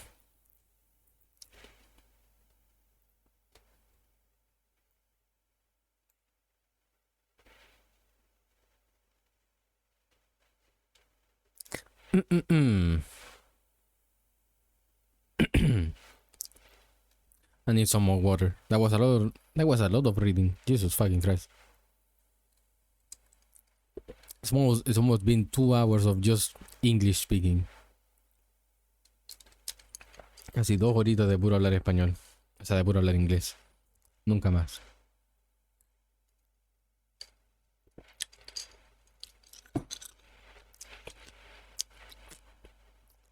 That was me biting on ice.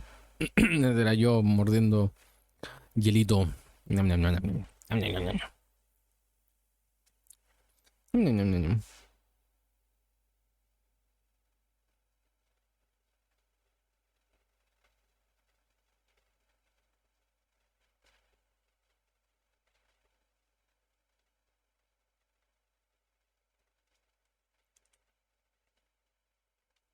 Ok, prepare yourself, prepárense.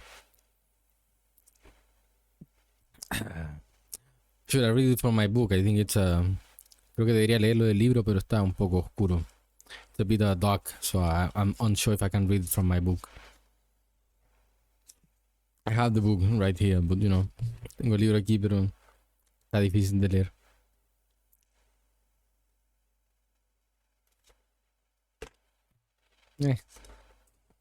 I'll just read it from the screen. I already got used to reading the screen. Ya me acostumbré a leer de la pantallita.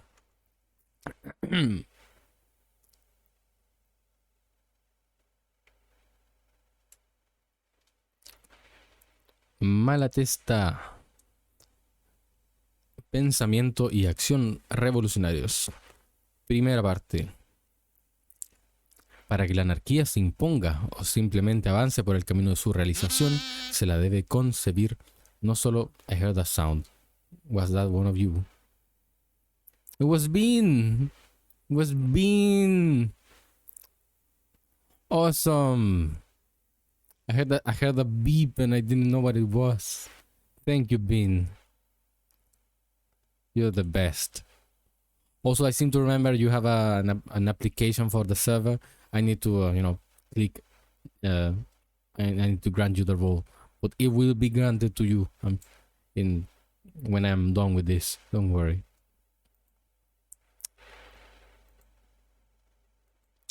But everyone say I love you, Bean. To Bean. Good job. Everyone say nice things about Bean. Para que la anarquía se imponga o simplemente avance por el camino de su realización, se la debe concebir no solo como un faro que ilumina y atrae, sino como algo posible y asequible, no en los próximos siglos, sino en un periodo relativamente breve y sin confiar en los milagros. Ahora bien, nosotros los anarquistas nos hemos preocupado mucho por el ideal, hemos criticado todas las mentiras morales y las instituciones que corrompen, y oprimen a la humanidad, y descripto, con toda elocuencia y capacidad poética a nuestro alcance, una sociedad armoniosa que anhelábamos, basada en la bondad y el amor. Pero hay que admitirlo que hemos demostrado muy poco interés por los modos y medios que permitirían el logro de nuestros ideales.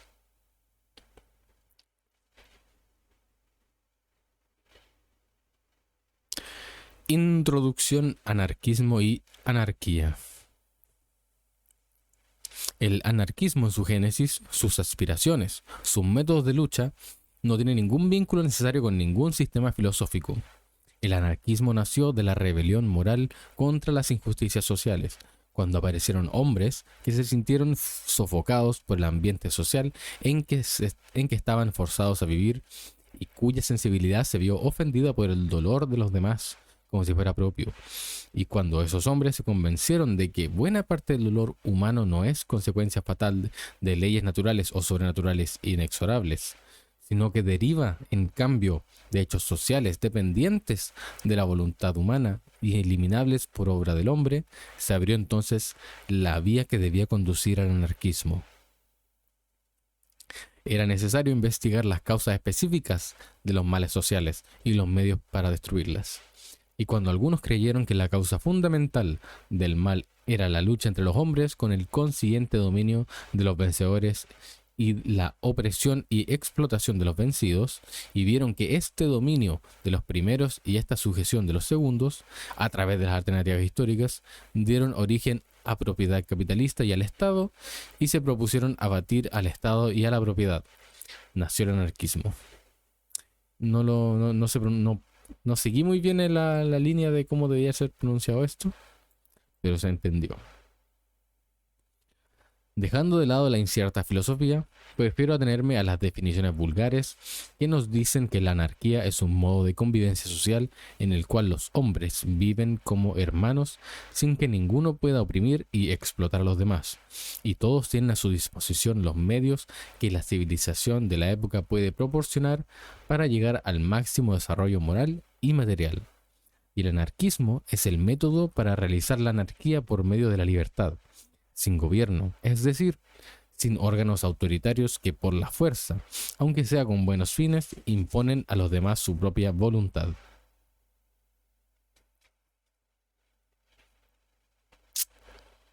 Anarquía significa sociedad organizada sin autoridad, entendiéndose por autoridad la facultad de imponer la propia voluntad, y no ya el hecho inevitable y benéfico de que quien mejor entienda y sepa hacer una cosa llegue más fácilmente a lograr que se acepte su opinión y sirva de guía en esta determinada cosa a los que son menos capaces que él. Según nuestra opinión, la autoridad no solo no es necesaria para la organización social, sino que lejos de favorecerla, vive de ella en forma parasitaria, obstaculiza su evolución y extrae ventajas de esa organización en beneficio especial de una determinada clase que disfruta de las demás y las oprime. Mientras en una colectividad hay armonía de intereses, mientras ninguno desea ni tiene manera de disfrutar de los demás, no existe en ella rasgos de autoridad. Cuando ocurre la lucha intestina y la colectividad se divide en vencedores y vencidos, surge entonces la autoridad, que va naturalmente a parar a manos de los más fuertes y sirve para confirmar, perpetuar y engrandecer su victoria. Sustentamos esta creencia y por ello somos anarquistas, pues si creyéramos que no puede haber organización sin autoridad, seríamos autoritarios, porque seguiríamos prefiriendo la autoridad que traba y entristece la vida antes que la desorganización que la torna imposible. Pero ¿cuántas veces debemos repetir que no queremos imponer nada a nadie? Que no creemos posible ni deseable beneficiar a la gente por la fuerza, que lo único que deseamos, por cierto, es que nadie nos imponga su voluntad, que ninguno puede imponer a los demás una forma de vida social que no sea libremente aceptada. El socialismo, y con mayor razón lo diríamos del anarquismo, no puede ser impuesto, sea por razones morales, de respeto a la libertad, sea por la imposibilidad de aplicar por la fuerza un régimen de justicia para todos. No lo puede imponer a la mayoría una minoría, y menos aún la mayoría a una o varias minorías. Y es por ello que somos anarquistas, que deseamos que todos tengan la libertad efectiva de vivir como quieran, cosa que no es posible sin expropiar a quienes detentan actualmente la riqueza social y poner los medios de trabajo a disposición de todos. La base fundamental del método anarquista es la libertad, y por lo tanto combatimos y combatiremos contra todo lo que violenta la libertad. Libertad igual para todos, cualquiera sea el régimen dominante, monarquía, república o de otra clase. Nosotros, por el contrario, no pretendemos poseer la verdad absoluta. Creemos más bien que la verdad social, es decir, el mejor modo de convivencia social, no es una cosa fija, buena para todos los tiempos y lugares, determinable por anticipado, y que en cambio, una vez asegurada la libertad, se irá descubriendo y realizando en forma gradual, con el menor número de conmociones y fricciones. Y por ello, las soluciones que proponemos dejan siempre la puerta abierta a otras distintas y presumiblemente mejores. Quienes analizan mi pregunta, ¿cómo hacéis para saber de qué manera se orientará mañana vuestra república? O ponen a su vez la siguiente, ¿cómo sabéis de qué manera se orientará vuestro anarquismo? Y tienen razón. Son demasiados y extremadamente complejos los factores de la historia. Son tan inciertas e indeterminables de las voluntades humanas que nadie podría ponerse seriamente a profetizar el porvenir. Pero la diferencia que existe entre nosotros y los republicanos consiste en que nosotros no queremos cristalizar nuestro anarquismo en dogmas ni imponerlo por la fuerza. Será lo que pueda ser y se desarrollará a medida que los hombres y las instituciones se tornen más favorables a la libertad y a la justicia integrales. Nosotros tenemos en vista el bien de todos, la eliminación de todos los sufrimientos y la generalización de todas las alegrías que puedan depender de la obra humana. Tendemos a la paz y al amor entre todos los hombres, a una civilización nueva y mejor, a una humanidad más digna y feliz. Pero creemos que el bien de todos no se puede lograr realmente sino mediante el concurso consciente de todos. Creemos que no existen fórmulas mágicas capaces de resolver las dificultades, que no hay doctrinas universales e infalibles que se apliquen a todos los hombres y a todos los casos, que no existen hombres y partidos providenciales que puedan sustituir útilmente la voluntad de los demás por la suya propia y hacer el bien por la fuerza. Pensamos que la vida social toma siempre las formas que resultan del contraste de los intereses e ideales de quienes piensan y quieren, y por lo tanto convocamos a todos a pensar y a querer. Anarquista es, por definición, el que no quiere ser oprimido y no quiere ser opresor, el que desea el máximo bienestar, la máxima libertad, el máximo desarrollo posible para todos los seres humanos. Sus ideas, sus voluntades tienen su origen en el sentimiento de simpatía, de amor, de respeto hacia todos los seres humanos, sentimiento que debe ser bastante fuerte como para inducirlo a querer el bien de las personas tanto como el propio, y a renunciar a las ventajas personales cuya obtención requiere el sacrificio de los otros. Si no fuera así, ¿por qué debería ser el anarquista enemigo de la opresión y no tratar, en cambio, de transformarse en opresor? El anarquista sabe que el individuo no puede vivir fuera de la sociedad, y más aún, que no existe en cuanto individuo humano, sino porque lleva en sí los resultados del trabajo de innumerables generaciones pasadas, y aprovecha durante toda su vida de la colaboración de sus contemporáneos. El anarquista sabe que la actividad de cada uno influye de manera directa o indirecta sobre la vida de todos, y que reconoce por ello la gran ley de solidaridad que domina tanto en la sociedad como en la naturaleza. Y puesto que quiere la libertad de todos, debe necesariamente creer que la acción de esta solidaridad necesaria, en lugar de ser impuesta y sufrida inconsciente e involuntariamente, en lugar de quedar librada al azar y verse usufructuada en ventaja de algunos y para el daño de otros, se vuelva consciente y voluntaria y se despliegue, por lo tanto, para igual beneficio de todos. Ser oprimidos o ser opresores o cooperar voluntariamente para el mayor bien de todos. No hay ninguna otra alternativa posible, y los anarquistas están naturalmente en favor. y no pueden no estarlo, de la cooperación libre y voluntaria. No hay que ponerse aquí a hacer filosofía y hablar de egoísmo, altruismo y rompecabezas similares. Estamos de acuerdo. Todos somos egoístas. Todos buscamos nuestra satisfacción. Pero es anarquista el que haya su máxima satisfacción en la lucha por el bien de todos, por la realización de una sociedad en la cual él pueda encontrarse como hermano entre hermanos, en medio de hombres sanos, inteligentes, instruidos y felices. En cambio, quien pueda adaptarse sin disgusto a vivir entre esclavos y obtener ventaja del trabajo de estos no es y no puede ser un anarquista. Para ser anarquista no basta reconocer que la anarquía es un hermoso ideal, cosa que al menos de palabra reconocen todos, incluidos los soberanos, los capitalistas, los policías y creo incluso el mismo Mussolini. Sino que es necesario querer combatir para llegar a la anarquía, o al menos para aproximarse a ella, tratando de atenuar el dominio del Estado y del privilegio y reclamando siempre una mayor libertad y justicia. ¿Por qué somos anarquistas? Parte de nuestras ideas sobre el Estado político y sobre el gobierno, es decir, sobre la organización coercitiva de la sociedad, que constituyen nuestra característica específica y las referentes al mejor modo de asegurar para todos el uso de los medios de producción y la participación en las ventajas de la vida social, somos anarquistas por un sentimiento que es la fuerza motriz de todos los reformadores sociales sinceros, y sin el cual nuestro anarquismo sería una mentira o un sinsentido. Este sentimiento es el amor hacia los hombres. Es el hecho de sufrir por los sufrimientos de los demás.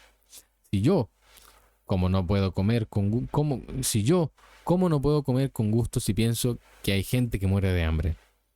Si compro un juguete para mis hijas y me siento muy feliz por su alegría, mi felicidad es amarga pronto al ver que delante de la vidriera del negocio hay niños con los ojos agrandados, de asombro que se sentirían contentos con un payaso que solo cuesta unas monedas y no pueden obtenerlo. Si me divierto, mi alma se entristece ni bien pienso en que hay desgraciados que gimen en la cárcel. Si estudio o realizo un trabajo que me agrada, siento una especie de remordimiento al pensar que hay tantas personas que tienen mayor ingenio que yo y se ven obligadas a arruinar su vida en una fatiga embrutecedora, a menudo inútil y dañina. Puro egoísmo, como veis, pero de una especie que otros llaman altruismo, y sin el cual, llámeselo como se quiera, no es posible ser realmente anarquista. La intolerancia frente a la opresión, el deseo de ser libre, de poder expandir la propia personalidad, de todo su poder, no basta para ser un anarquista. Esa aspiración a la ilimitada libertad, si no se combina y modela con el amor de los hombres y con el deseo de que todos los demás tengan igual libertad, puede llegar a crear rebeldes. Pero no basta para ser anarquistas. Rebeldes que, si tienen fuerza suficiente, se transforman rápidamente en explotadores y tiranos.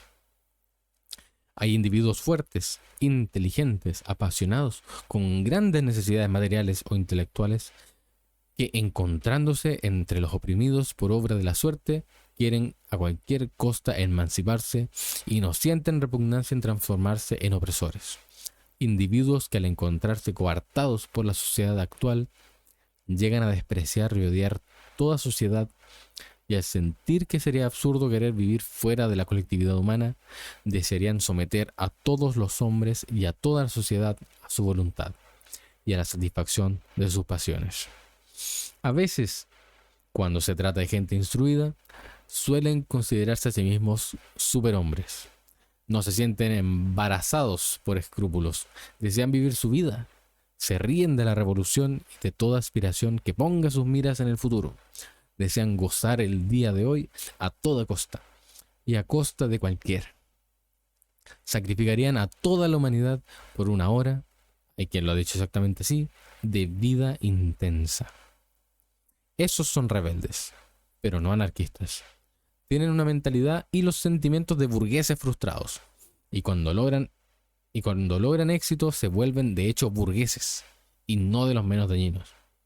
Pueden ocurrir algunas veces que en las alternativas de la lucha los encontremos de nuestro lado, pero no podemos, no debemos ni deseamos confundirnos con ellos, y ellos lo saben muy bien. Pero muchos de ellos gustan llamarse anarquistas. Es cierto y deplorable. Nosotros no podemos impedir que una persona se aplique el nombre que quiera, ni podemos, por otra parte, abandonar nosotros el nombre que compendía nuestras ideas y que nos pertenece lógica e históricamente. Lo que podemos hacer es vigilar para que no surja la confusión o para que ésta se reduzca al mínimo posible.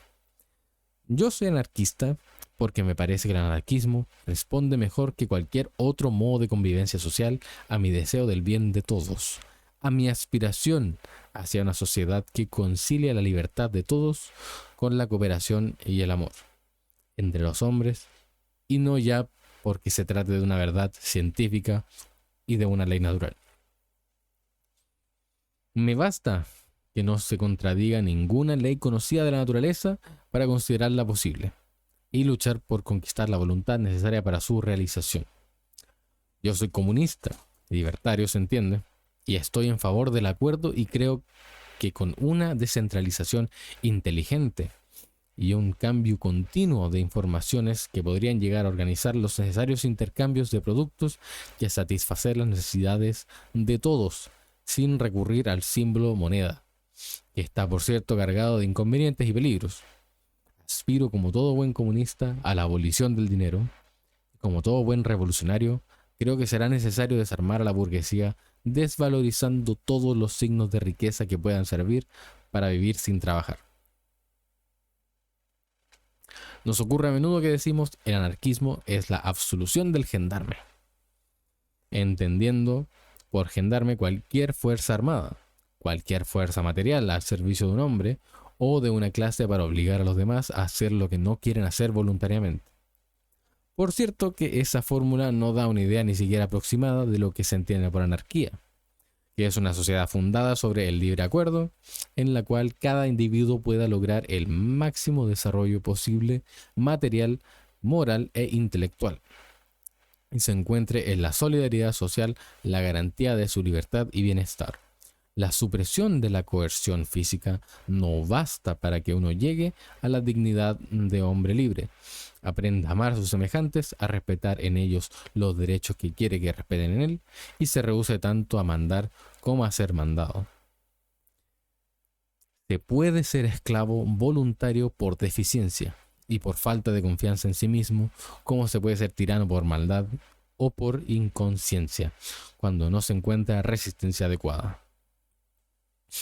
Pero esto no impide que la abolición del gendarme, es decir, la abolición de la violencia en las relaciones sociales, constituya la base, la condición indispensable, sin la cual no puede florecer la anarquía y más aún no puede ni siquiera concebírsela. Puesto que todos estos males derivan de la lucha entre los hombres, de la búsqueda del bienestar que cada uno hace por su cuenta y contra todos, queremos ponerle remedio sustituyendo el odio por el amor, la competencia por la solidaridad, la búsqueda exclusiva del propio bienestar por la cooperación fraternal para el bienestar de todos, la opresión y la imposición por la libertad, la mentira religiosa y la pseudociencia por la verdad.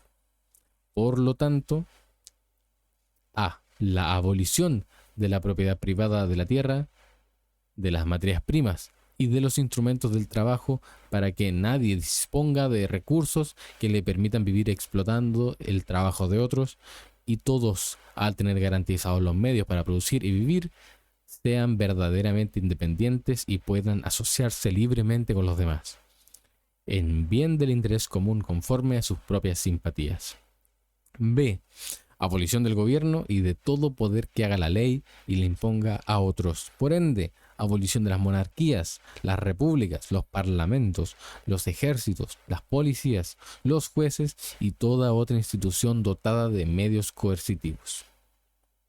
C.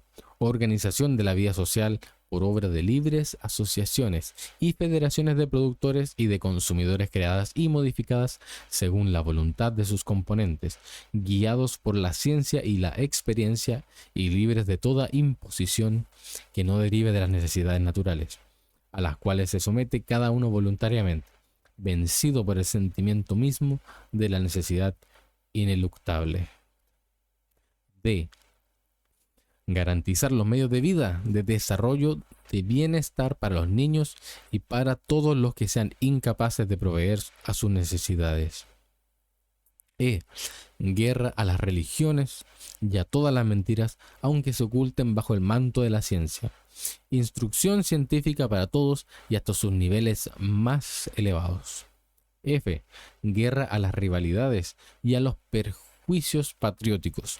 Abolición de las fronteras y la fraternidad entre todos los pueblos.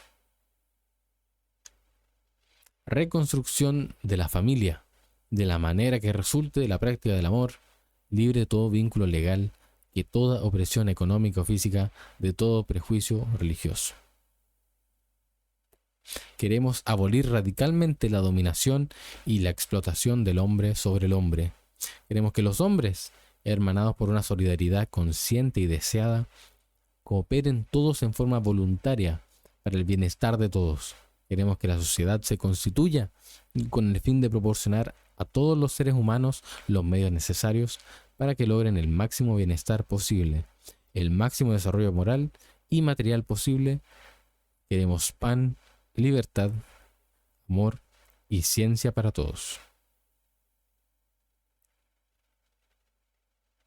Uf. Eso estuvo largo. Y lo hice sin tomar ni un poquito de agüita.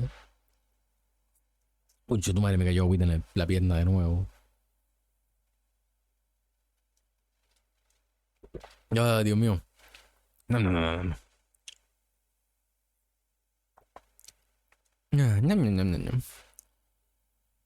Deliciosa agüita.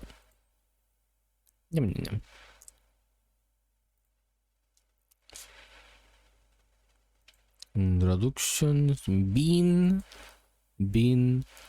Rose comrade. Welcome to the server. Bean.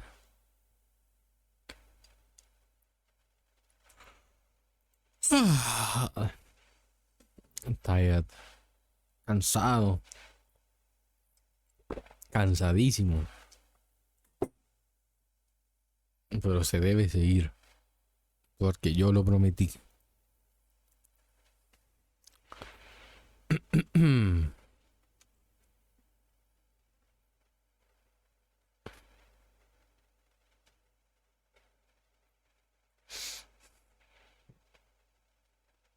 Dame un segundo.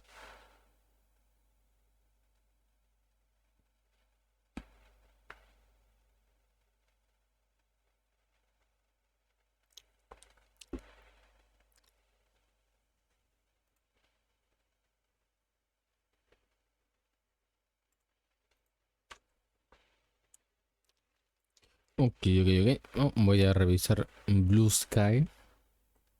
A ver si ha pasado algo interesante.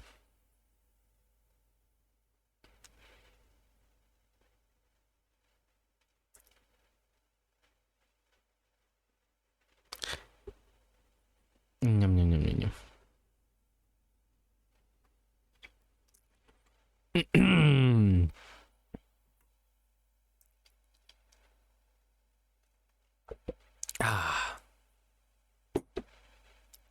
Delicioso. Delicious. Capítulo 1. El pensamiento anarquista.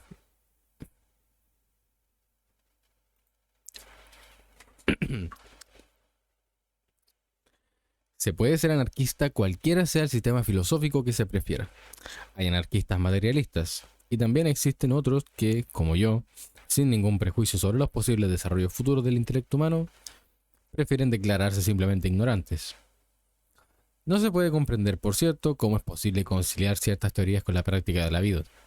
En la teoría mecanicista, como la ateísta y la panteísta, llevarían lógicamente a la indiferencia y a la inactividad, a la aceptación supina de todo lo que existe, tanto en el campo moral como en el material. Y los materialistas, bueno, pero por fortuna las concepciones filosóficas tienen poca o ninguna influencia sobre la conducta. Y los materialistas y mecanicistas, contra toda lógica, se sacrifican a menudo por un ideal, como lo hacen por los demás, los religiosos que creen en los goces eternos del paraíso, pero piensan en pasarla bien en este mundo y cuando están enfermos sienten miedo al morir y llaman al médico. Así como la pobre madre que pierde un hijo, cree estar segura que su niño se ha transformado en un ángel y la espera en el paraíso, pero entre tanto llora y se desespera.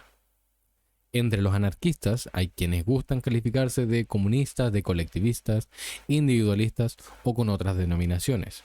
A menudo se trata de palabras interpretadas de manera distinta que oscurecen y ocultan una fundamental identidad de aspiración. A veces se trata solo de teorías, de hipótesis con las cuales cada uno explica y justifica de manera distinta conclusiones prácticamente idénticas.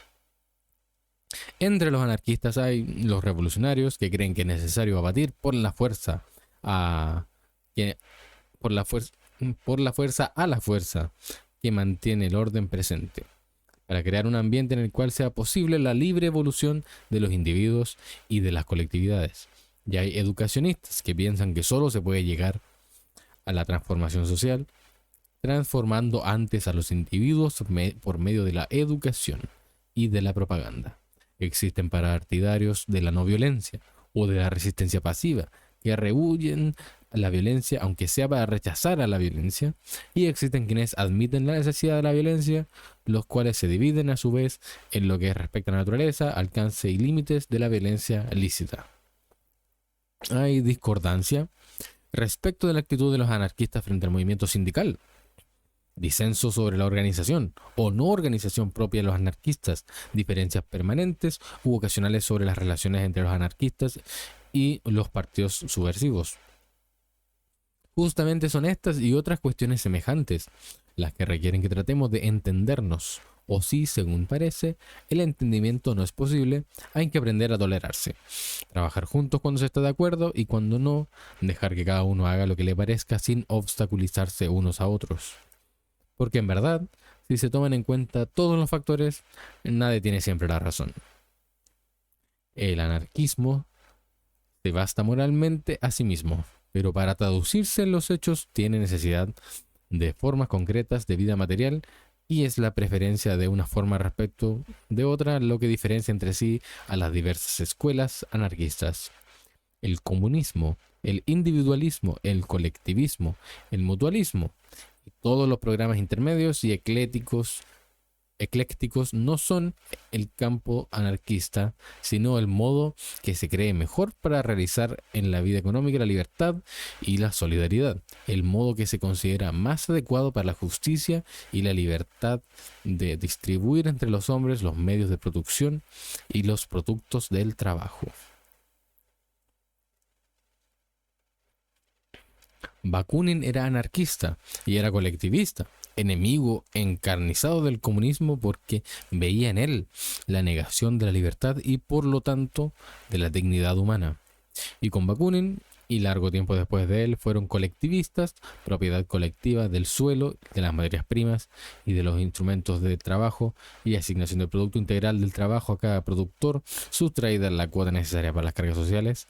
Casi todos los anarquistas españoles, que se contaban entre los más conscientes y consecuentes. Otros, por las mismas razones de defensa y garantía de la libertad, se declaran individualistas y quieren que cada uno tenga en propiedad individual la parte que le corresponde de los medios de producción y por ende la libre disposición de los productos de su trabajo. Otros idean sistemas más o menos complicados de mutualidad, pero en suma es siempre la búsqueda de una garantía más segura de la libertad lo que constituye las características de los anarquistas y los divide en diversas escuelas. Los individualistas suponen o hablan como si supusieran que los comunistas, anarquistas, desean imponer el comunismo, lo que naturalmente los excluiría en absoluto del anarquismo. Los comunistas suponen o hablan como si supusieran que los individualistas, anarquistas, rechazan toda idea de asociación. Desean la lucha entre los hombres, el dominio del más fuerte. Ha habido quien en nombre del individualismo sostuvo estas ideas y otras peores aún. Pero a tales individualistas no se les puede llamar anarquistas. Y esto los excluiría no solo del anarquismo, sino también de la humanidad. En realidad los comunistas son tales porque el comunismo libremente aceptado porque en el comunismo libremente aceptado ven la consecuencia de la hermandad y la mejor garantía de la libertad individual. Y los individualistas, los que son verdaderamente anarquistas, son anticomunistas porque temen que el comunismo someta a los individuos nominalmente a la tiranía de la colectividad y en realidad a la del partido o de la casta, que con la excusa de administrar lograrían apoderarse del poder y disponer de las cosas y por lo tanto de los hombres que tienen necesidad de esas cosas. Y desean entonces que cada individuo o cada grupo pueda ejercitar libremente la propia actividad y gozar libremente de los frutos de esta en condiciones de igualdad con otros individuos y grupos, manteniendo con ellos relaciones de justicia y de equidad.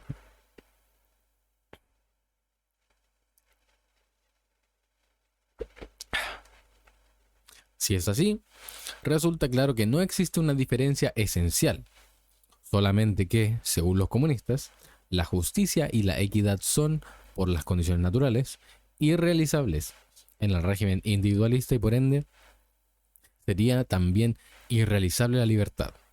Resultaría además imposible la proclamada igualdad del punto de partida, es decir, un estado de cosas en el cual cada hombre encontrará al nacer iguales condiciones de desarrollo y medios de producción equivalentes para poder subir a mayor o menor altura y gozar de una vida más o menos larga y feliz, según las propias facultades innatas y su propia actividad.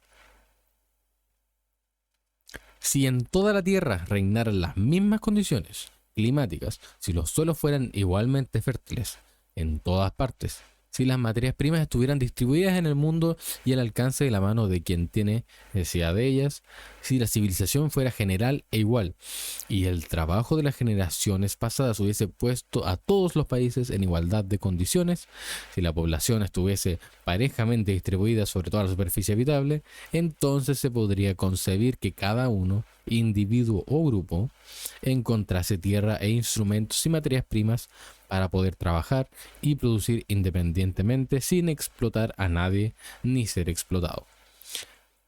Pero en las condiciones naturales e históricas tal como se dan, ¿cómo establecer la igualdad o la justicia entre aquel al que le tocase en suerte un trozo de terreno árido que requiere mucho trabajo para dar un escaso producto y el que tuviese un trozo de terreno fértil y bien situado? O entre el habitante de una aldea perdida entre las montañas o en medio de pantanos y el que vive en una ciudad enriquecida por centenares de generaciones con todos los aportes del ingenio y el trabajo humano. Recomiendo cálidamente la lectura del libro de Armand, Iniciación individualista anárquica. Iniciación individualista anárquica o anárquica, no sé cómo pronunciarlo, que es un libro concienzudo escrito por uno de los individualistas anarquistas más calificados y que han provocado la aprobación general de los individualistas. Pues bien, al leer este libro uno se pregunta por qué Armand habla continuamente de individualismo anárquico como un cuerpo de doctrina distinto, mientras en general se limita a exponer los principios comunes a todos los anarquistas de cualquier tendencia.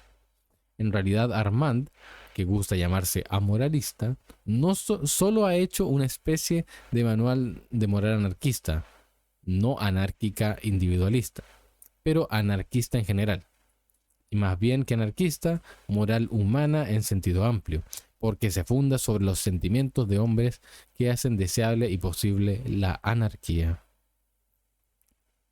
Netlau se equivoca, a mi parecer, cuando cree que el contraste entre los anarquistas que se proclaman comunistas y los que se consideran individualistas se basa realmente sobre la idea que cada uno hace de la vida económica, producción y distribución de productos en una sociedad anárquica. Después de todo, estas son cuestiones que se refieren a un porvenir lejano. Y si es cierto que el ideal, la meta última, es el faro que guía y debería guiar la conducta de los hombres, es también más cierto que lo que determina sobre todo el acuerdo o el desacuerdo no es lo que se piensa hacer mañana, sino lo que se hace y lo que se quiere hacer hoy. En general, nos entendemos mejor y tenemos más interés en entendernos con quienes recorren nuestro mismo camino, aunque quieran ir a un sitio diverso, más bien que con aquellos que dicen que quieren ir a donde nosotros deseamos, pero toman un camino opuesto. Así ha ocurrido que anarquistas de las diversas tendencias, pese a que en el fondo deseaban todos la misma cosa, se han encontrado en la práctica de la vida y de la propaganda encarnizada oposición. Admitido el principio básico del anarquismo, es decir, que nadie debería tener el deseo ni la posibilidad de reducir a los demás al sometimiento y obligarlos a trabajar para él, resulta claro que se incluyen en el anarquismo solamente todos aquellos modos de vida que respetan la libertad y reconocen en cada uno el mismo derecho a gozar de los bienes naturales y de los productos de la propia actividad. Más.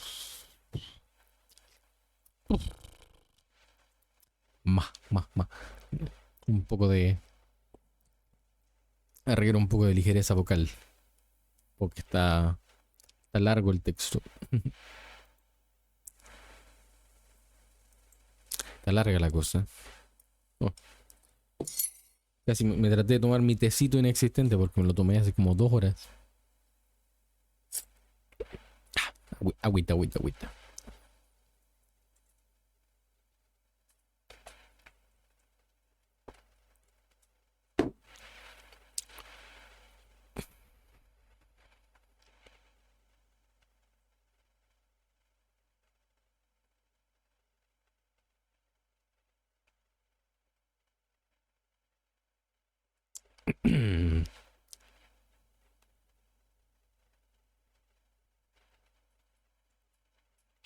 Dos. El anarquismo comunista. Hemos sido, en 1876, como somos todavía, anarquistas comunistas. Pero esto no requiere decir que hagamos del comunismo una panacea y un dogma y no veamos que para la realización del comunismo se requieren ciertas condiciones morales y materiales que es necesario crear. La fines del anarquismo de Luigi Galleani es, en sustancia, una exposición clara, serena y elocuente del comunismo anárquico según la concepción kropotkiniana, concepción que yo personalmente encuentro demasiado optimista, demasiado fácil y confiada en las armonías naturales, pero que no por ello deja de ser la contribución más grande que se haya aportado hasta ahora a la difusión del anarquismo. También nosotros aspiramos al comunismo, pero como a la más perfecta realización de la solidaridad social, pero debe ser comunismo anárquico, es decir, libremente querido y aceptado, y medio para asegurar y acrecentar la libertad de cada uno. Pero consideramos que el comunismo estatal, autoritario y obligatorio es la más odiosa tiranía que alguna vez haya afligido, atormentado y obstaculizado la marcha de la humanidad.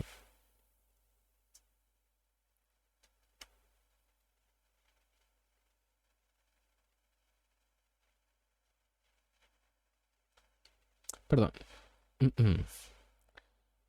Estos anarquistas que se dicen comunistas, y me ubico entre ellos, son tales no porque deseen imponer su modo especial de ver o crean que aparte de este no haya ninguna salvación, sino porque están convencidos, hasta que se pruebe lo contrario, de que cuanto más se hermanen los hombres y más íntima sea la cooperación de sus esfuerzos en favor de todos los asociados, tanto mayor será el bienestar y la libertad de que podrá gozar cada uno. El hombre, Piensa en ellos, aunque esté liberado de la opresión y de los demás hombres, quedará siempre expuesto a las fuerzas hostiles de la naturaleza, que él no puede vencer por sí solo, aunque haya ayudado por los demás, aunque ayudado por los demás hombres, puede dominarlas y transformarlas en medios de su propio bienestar.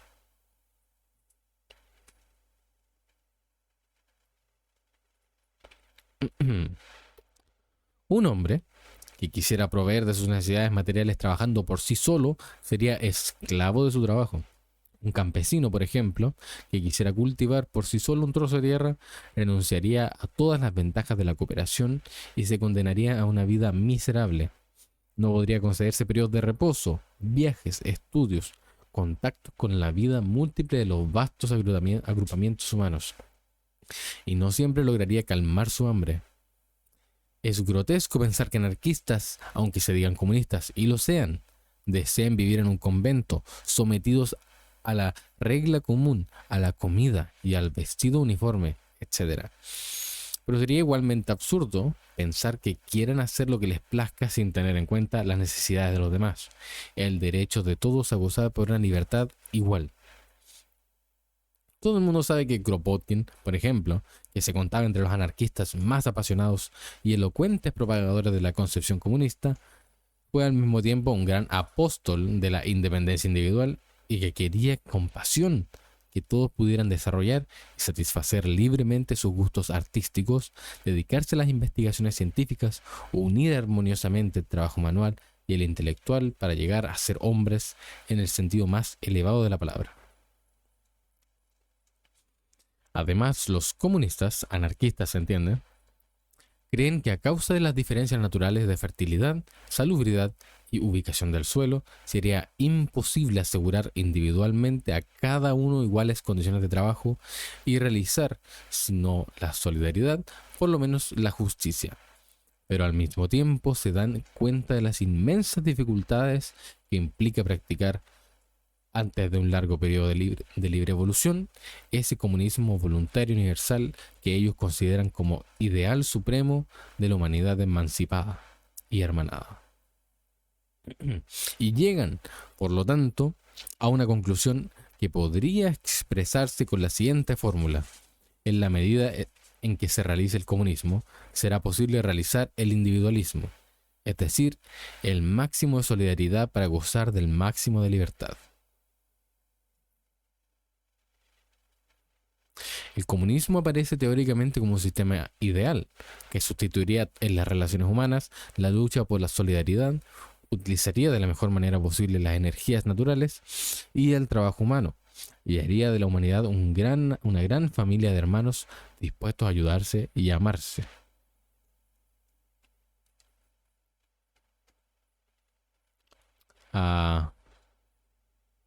Yeah, that's rude, Lilith. That's rude.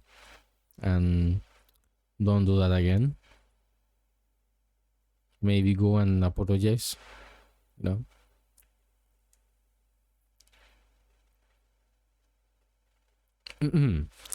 Pero, ¿es esto practicable en las actuales condiciones morales y materiales de la humanidad? ¿Y dentro de qué límites? El comunismo universal, es decir, una comunidad sola entre todos los seres humanos, es una aspiración, un faro ideal hacia el cual hay que tender, pero no podría ser ahora. Por cierto, una forma concreta de organización económica. Esto, naturalmente, para nuestra época y probablemente por algún tiempo futuro, quienes vivan en el porvenir pensarán en tiempos más lejanos. Por ahora solo se puede pensar en una comunidad múltiple entre poblaciones vecinas y afines que tendrían además relaciones de diverso tipo, comunitarias o comerciales, y aún dentro de estos límites se plantea siempre el problema de un posible antagonismo entre comunismo y libertad, puesto que, incluso existiendo un sentimiento que, favorecido por la acción económica, impulsa a los hombres hacia la hermandad y la solidaridad consciente y voluntaria, y que nos inducirá a propugnar y practicar el mayor comunismo posible, creo que así como el completo individualismo sería antieconómico e imposible. También sería ahora imposible y antilibertario el completo comunismo, sobre todo si se extiende a un territorio vasto.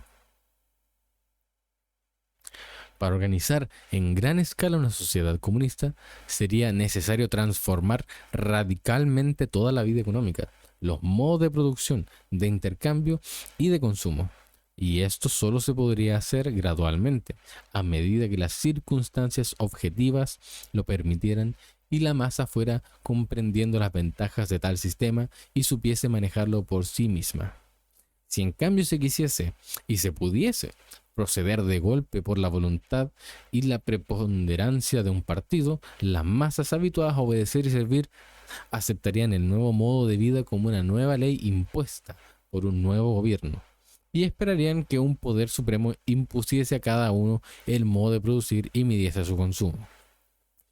Y el nuevo poder, al no saber o no ser capaz de satisfacer las necesidades y deseos inmensamente variados y a menudo contradictorios, y no queriendo declararse inútil y proceder a dejar a los interesados la libertad de actuar como lo deseen y puedan, reconstruiría un Estado, fundado como todos los estados en la fuerza militar y policial.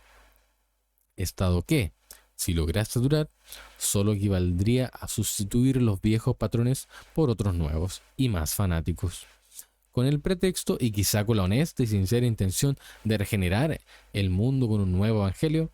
Se querría imponer a todos una regla única, se suprimiría toda libertad y se volvería imposible toda iniciativa.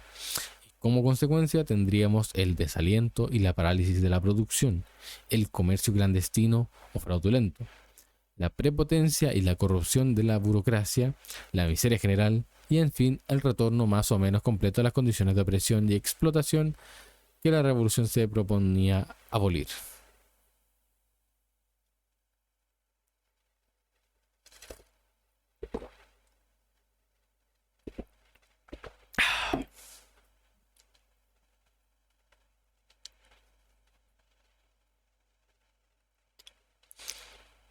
La experiencia rusa no debe haber ocurrido en vano.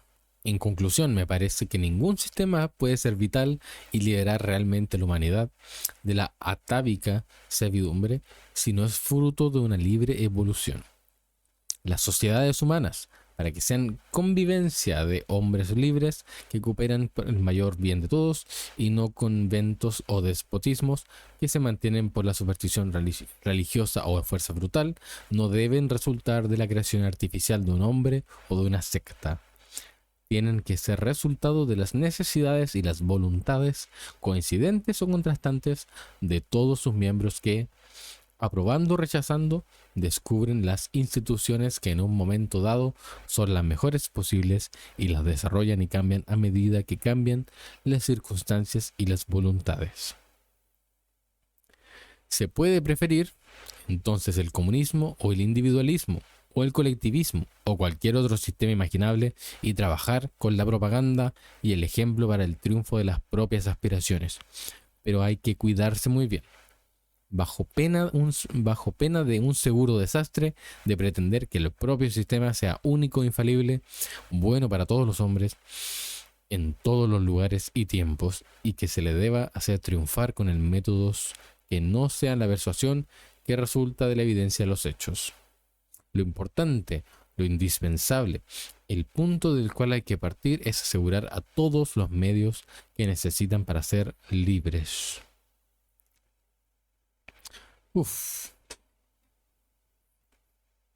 Estamos en la última parte del stream. We are on the last part of the stream. The last part. Anarchism and Science, Anarquismo y Ciencia. And thank God, because my throat is tired as fuck. Incredibly tired as fuck. Ugh. Doing my best. Estoy haciendo lo mejor que puedo. I don't usually speak this much.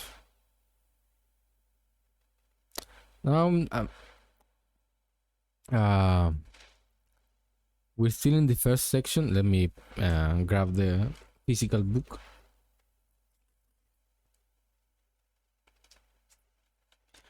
We are still in chapter 1, and we are halfway chapter 1.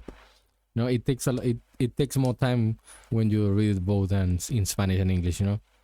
It's it's a pain in the ass, but I'm doing it because people, all kinds of people come here. But don't count on me reading in a third language if I ever learn a third language. Because I'm not gonna do a stream 3 times long. Yes.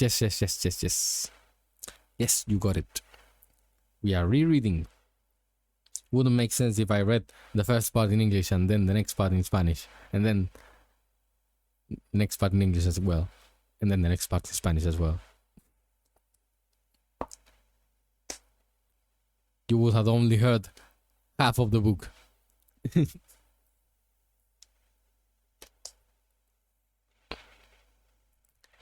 Which sounds funny, but and it is a somewhat long book.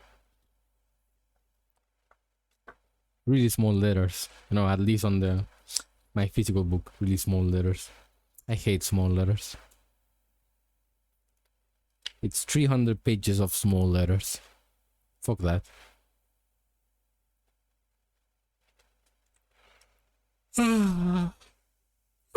Mamma mia.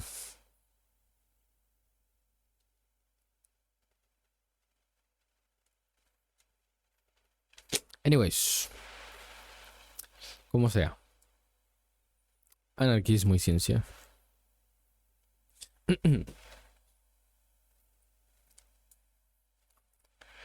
3. Anarquismo y ciencia. La ciencia es un arma que puede servir para el bien o para el mal, pero ella misma ignora completamente la idea de bien y de mal. Por lo tanto, no somos anarquistas porque la ciencia nos diga que lo seamos. Lo somos, en cambio, por otras razones, porque queremos que todos puedan gozar de las ventajas y alegrías que la ciencia procura. En la ciencia, las teorías, siempre hipotéticas y provisorias, constituyen un medio cómodo para reagrupar y vincular los hechos conocidos y un instrumento útil para la investigación, el descubrimiento y la interpretación de los hechos nuevos, pero no son la verdad.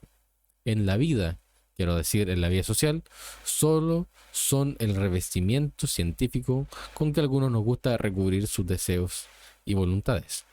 El cientificismo, no digo la ciencia, que prevaleció en la segunda mitad del siglo XIX, produjo la tendencia a considerar como verdades científicas, es decir, como leyes naturales, y por lo tanto necesarias y fatales, lo que solo era concepto correspondiente a los diversos intereses y a las diversas aspiraciones que cada uno tenía de la justicia, del progreso, etc., de lo cual nació el socialismo científico.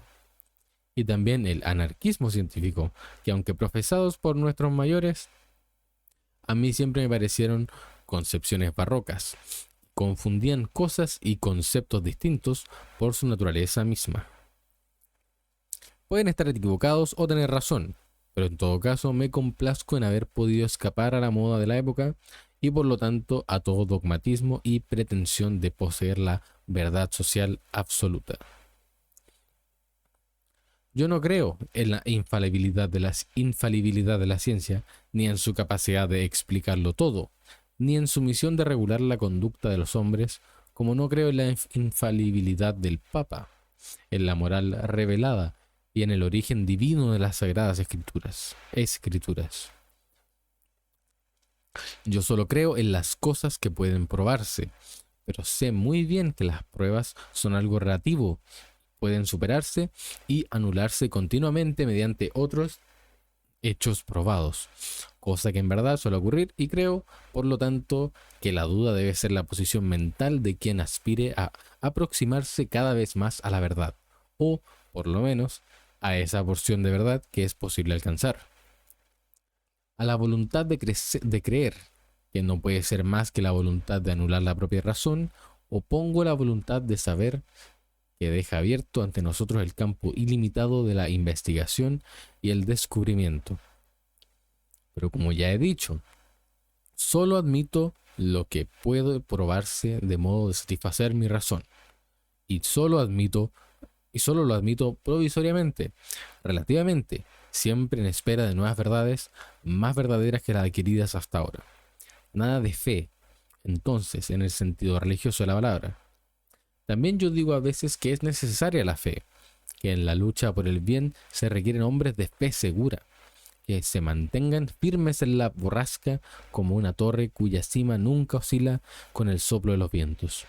Y existe incluso un diario anarquista que, inspirándose evidentemente en esa necesidad, se titula Fede, pero se trata en este caso de otro significado de la palabra. En este contexto, fe significa voluntad firme y fuerte esperanza, y no tiene nada en común con la creencia ciega en cosas que parecen incomprensibles o absurdas.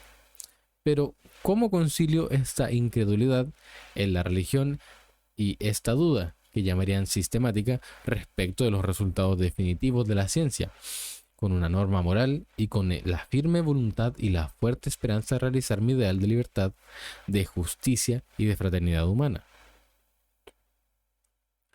Es que yo no pongo la ciencia donde la ciencia no tiene nada que hacer. La misión de la ciencia es descubrir y formular las condiciones en las cuales el hecho necesariamente se produce y se repite, es decir, lo que es y lo que necesariamente debe ser, y no lo que los hombres desean o quieren. La ciencia se detiene donde determina la fatalidad y comienza la libertad.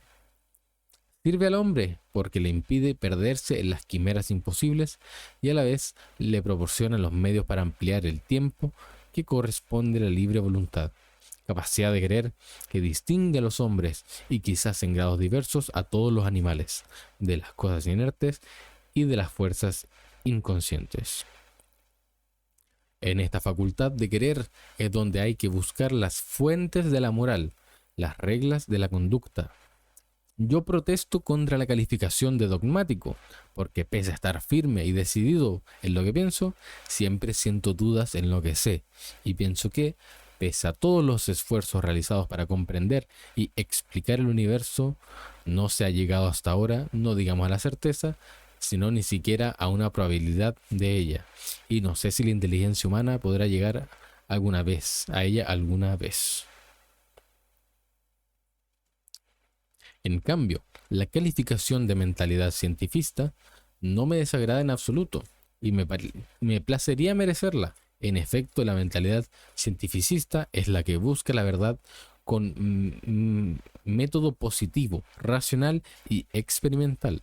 No se engaña nunca creyendo haber encontrado la verdad absoluta y se contenta con acercarse a ella fatigosamente, descubriendo verdades parciales que consideraba siempre como provisorias y revisables. El científico, tal como debería ser en mi opinión, es el que examina los hechos y extrae las consecuencias lógicas de estos cualesquiera que sean, y en oposición con aquellos que se forjan un sistema y luego tratan de confirmarlo en los hechos y, para lograr esa confirmación, eligen inconscientemente los que les convienen, pasando por alto los otros y forzando y desfigurando a veces la realidad para constreñirla y hacerla entrar en los moldes de sus concepciones. El hombre de ciencia emplea hipótesis de trabajo, es decir, formula suposiciones que le sirven de guía y de estímulo en sus investigaciones, pero no es víctima de sus fantasmas, tomando sus suposiciones por verdades demostradas, a fuerza de servirse de ellas, y generalizando y elevando a la categoría de ley, con inducción arbitraria, todo hecho particular que convenga a su tesis.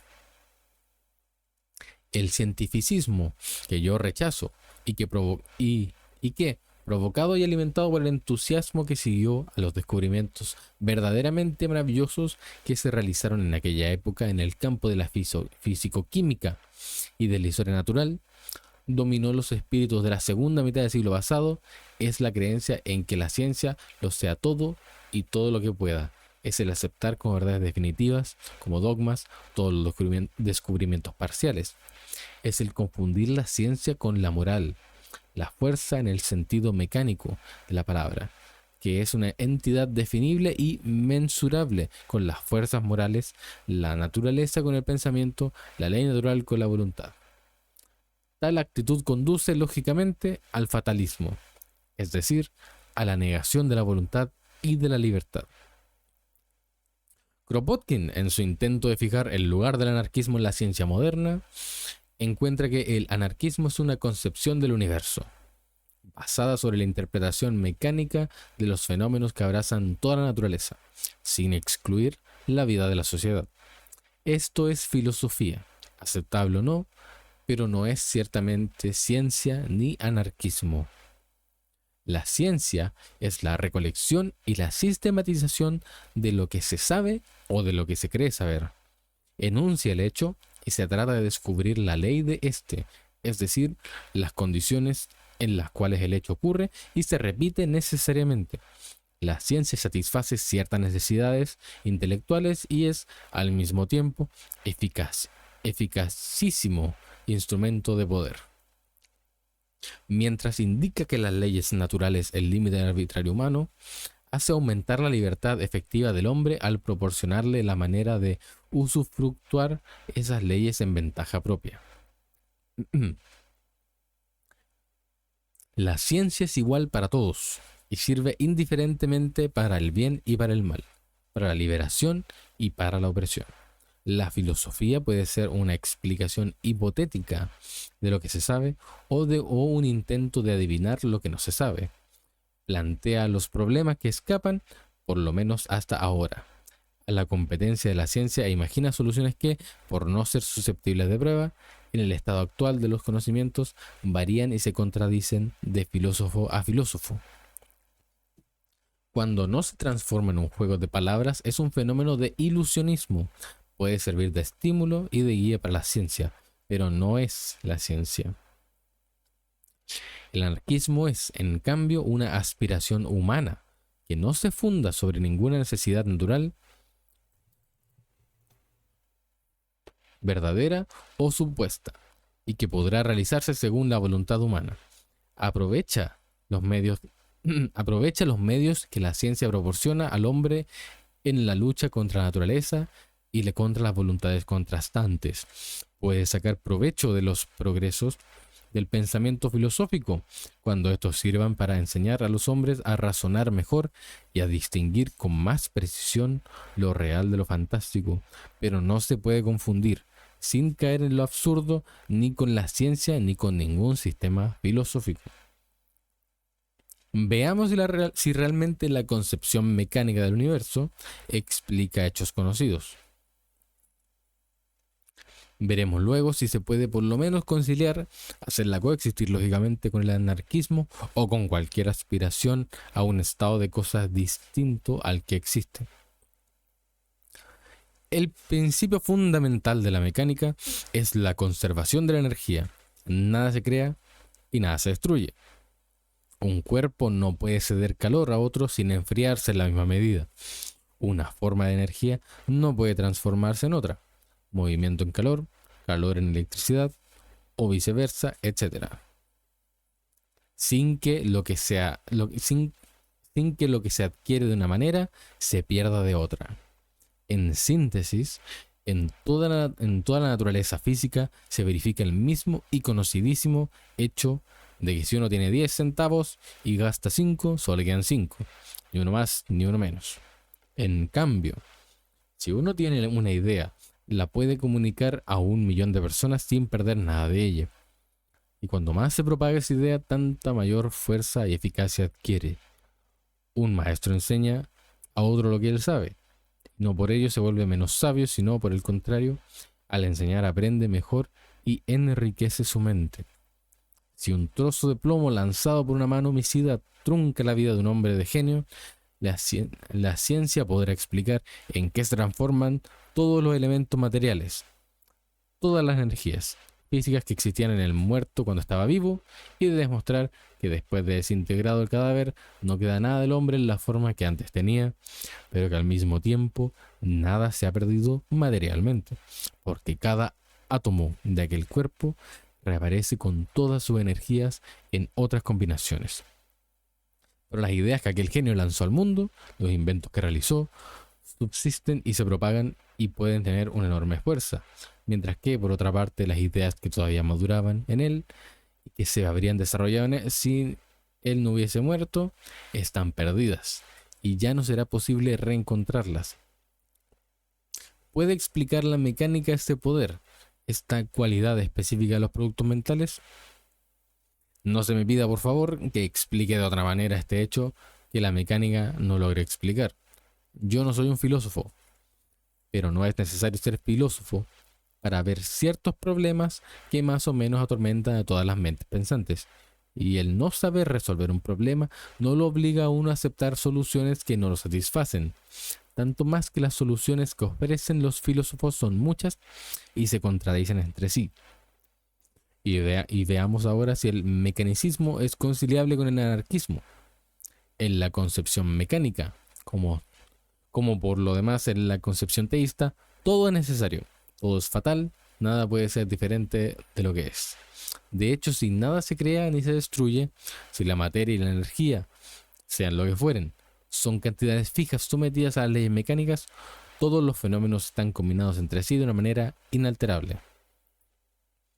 Kropotkin dice, puesto que el hombre es una parte de la naturaleza, puesto que su vida personal y social es también un fenómeno de la naturaleza, del mismo modo que el crecimiento de una flor o la evolución de la vida en las sociedades de hormigas y de monos, no hay ninguna razón para que al pasar de la flor al hombre y de una aldea de castores a una ciudad humana, debamos abandonar el método que nos había servido tan bien hasta entonces y buscar otro en el arsenal de la metafísica. Y ya el gran matemático Laplace, a fines del siglo XVIII, había dicho: estando dadas las fuerzas que animan a la naturaleza y la situación respectiva de los seres que la componen, una inteligencia suficientemente amplia conocería el pasado y el porvenir tan bien como el presente. Esta es la pura concepción mecánica. Todo lo que ha sido debía ser, todo lo que debe ser, todo lo que será deberá ser necesariamente, fatalmente, en todos los mínimos detalles particulares de posición y de movimiento, de intensidad y de velocidad. Dentro de tal concepción, ¿qué significado pueden tener las palabras voluntad, libertad, responsabilidad? ¿Para qué serviría la educación, la propaganda, la rebelión? No se puede modificar el curso predestinado de los acontecimientos humanos, tal como no se puede modificar el curso de los astros o el crecimiento de una flor. Y entonces, ¿qué tiene que ver esto con el anarquismo? Tenemos nuestra mesa de trabajo colmada de escritos de excelentes camaradas, que queriendo dar una base científica al anarquismo incurren en confusiones que resultarían ridículas si no fueran patéticas por la evidencia del esfuerzo realizado en la sincera creencia de que prestaban servicios a la causa. Y lo más patético de todo es que la mayoría de ellos se excusan de no haber podido hacerlo mejor porque no pudieron estudiar. Pero entonces, ¿por qué confundirse en lo que no se sabe en vez de hacer buena propaganda fundada sobre las necesidades y aspiraciones humanas? No es por cierto necesario ser un doctor para resultar un anarquista bueno y útil. Más aún, en ciertas ocasiones es peor serlo. Pero para hablar de ciencia podría quizás no ser inútil saber algo de ella. Y no se nos acuse, como lo hizo recientemente un compañero, de tener en poca estima la ciencia. Al contrario, sabemos qué cosa hermosa, grande, poderosa y útil es la ciencia. Sabemos que en medida sirve a la emancipación del pensamiento y al triunfo del hombre en la lucha contra las fuerzas adversas de la naturaleza. Y querríamos por ello que nosotros mismos y todos nuestros compañeros tuviéramos la posibilidad de hacernos de la ciencia una idea sintética y de profundizarla por lo menos en una de sus innumerables ramas. En nuestro programa está escrito no solo pan para todos, sino también ciencia para todos. Pero nos parece que para hablar útilmente de ciencia sería necesario formarse primero un concepto claro de sus finalidades y función. La ciencia, como el pan, no es un don gratuito de la naturaleza. Hay que conquistarla con fatiga y nosotros combatimos para crear condiciones que posibiliten a todos esa fatiga. El fin de la investigación científica es estudiar la naturaleza, descubrir el hecho y las leyes que la rigen. es decir, las condiciones en las cuales el hecho ocurre necesariamente y se reproduce necesariamente. Una ciencia está constituida cuando puede prever lo que ocurrirá sin que importe si sabe o no decir por qué ocurrirá. Si la previsión no se verifica, quiere decir que había un error y solo resta proceder a una indagación más amplia y profunda. El azar, el arbitrio, el capricho son conceptos extraños a la ciencia, la cual investiga lo que es fatal, lo que no puede ser de otra manera, lo que es necesario. Esta necesidad que vincula entre sí, en el tiempo y en el espacio, a todos los hechos naturales, y que es tarea de la ciencia investigar y descubrir, ¿abarca todo lo que ocurre en el universo, incluidos los hechos psíquicos y sociales? Los mecanicistas dicen que sí, y piensan que todo está sometido a la misma ley mecánica. Todo está predeterminado por los antecedentes físico-químicos. Así ocurre con el curso de los astros, la eclosión de una flor, la agitación de un amante, el desarrollo de la historia humana. Totalmente de acuerdo en que el sistema parece bello y grandioso, menos absurdo, menos incomprensible que los sistemas metafísicos. Y si se pudiese demostrar que es verdadero, satisfaría completamente el espíritu. Pero entonces, pese a todos los esfuerzos pseudológicos de los deterministas para conciliar el sistema con la vida y con el sentimiento moral, no queda lugar en él, ni pequeño ni grande, ni condicionado ni incondicionado, para la voluntad y para la libertad. Nuestra vida y la de las sociedades humanas estaría totalmente predestinada y sería previsible, ab eterno y por toda la eternidad, en todos sus mínimos detalles particulares, tal como cualquier otro hecho mecánico, y nuestra voluntad sería una simple ilusión como la de la piedra de la que habla Spinoza, que al caer tuviese conciencia de su caída y creyese que cae porque ella quiere caer. Admitido esto, cosa que los mecanicistas y deterministas no pueden no admitir sin contradecirse, se vuelve absurdo querer regular la propia vida, querer educarse y educar, reformar en un sentido u otro la organización social. Todo este afanarse de los hombres para preparar un porvenir mejor solo sería inútil, fruto de una ilusión, y no podría durar después de haberse descubierto que lo es. Es cierto que incluso la ilusión y hasta el absurdo serían productos fatales de las funciones mecánicas del cerebro, y como tal se incorporarían al sistema. Pero entonces, una vez más, ¿qué lugar resta para la voluntad, la libertad, la eficacia del trabajo humano sobre la vida y sobre los destinos del hombre? Para que los hombres tengan fe, o por lo menos esperanza de poder hacer una tarea útil, es necesario admitir una fuerza creadora, una causa primera o causas primeras, independientes del mundo físico, de las leyes mecánicas, y esta fuerza es lo que llamamos voluntad. Por cierto, admitir esta fuerza significa negar la aplicación general del principio de causalidad y razón suficiente, y nuestra lógica tropieza con dificultades. Pero ocurre siempre así cuando queremos remontarnos al origen de las cosas. No sabemos qué es la voluntad, pero ¿sabemos acaso qué es la materia? ¿Qué es la energía? Conocemos los hechos, pero no la razón de estos. Y por más que nos esforcemos, llegamos siempre a un efecto sin causa, a una causa primera. Y si para explicarnos los hechos tenemos necesidad de causas primeras siempre presentes y siempre activas, aceptaremos su existencia como una hipótesis necesaria o por lo menos cómoda. Consideradas así las cosas, la tarea de la ciencia consiste en descubrir lo que es fatal, las leyes naturales, y establecer los límites donde termina la necesidad y comienza la libertad. Y su gran utilidad consiste en liberar al hombre de la ilusión de que pueda ver todo lo que quiere y en ampliar cada vez más su libertad efectiva. Cuando no se conociera la fatalidad que somete a todos los cuerpos a la ley de la gravitación, el hombre podía creer que le era posible volar a su gusto, pero se mantenía en tierra. Cuando la ciencia descubrió las condiciones necesarias para sostenerse y moverse en el aire, el hombre adquirió la libertad de volar realmente. En conclusión, Lo que sostengo es que la existencia de una voluntad capaz de producir efectos nuevos, independientes de las leyes mecánicas de la naturaleza, es un presupuesto necesario para quien sostenga la posibilidad de reformar la sociedad. ¡Wow! ¡Wow! ¡Wow! Mi garganta, mi boca, mi lengua, mis dientes, todo cansado, tired.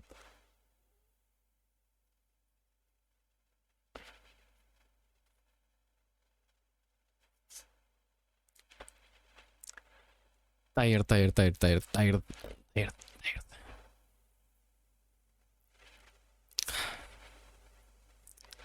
¿Saben qué creo? You know what I think? I think that was enough.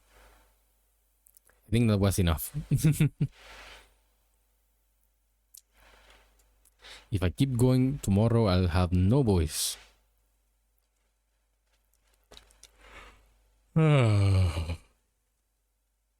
Also, I'm all out of water. So, you know, it is what it is.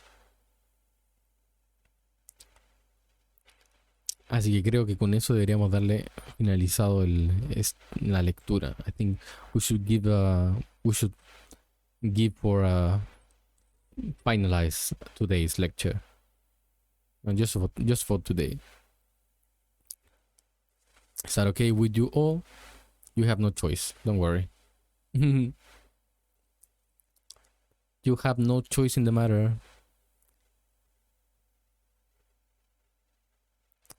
Does anyone have any thoughts? ¿Alguien tiene algunas palabras, algunas ideas, algún comentario? Any comments, any beliefs, anything they liked about the text, they didn't like about the text? Algo que les gustó del texto, algo que no les gustó del texto. Did you hate it completely? Could be. Who knows?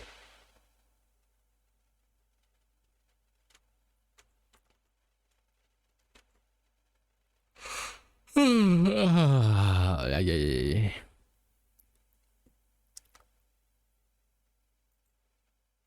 Okay, with that being said, thank you for coming to the ad break. Puta la wea, concha tu madre.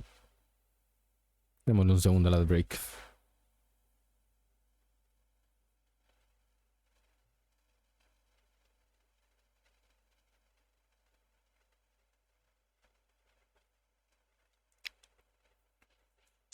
Démosle un segundo al ad break.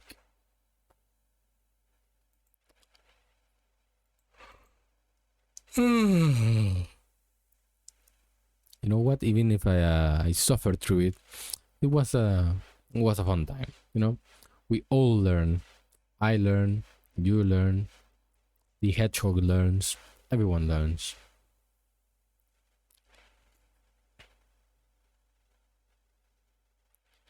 Everybody learns.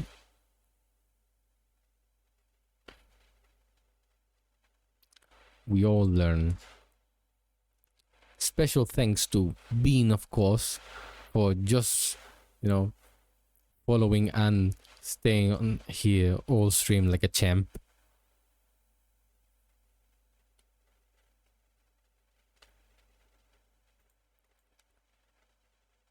Truly a trooper.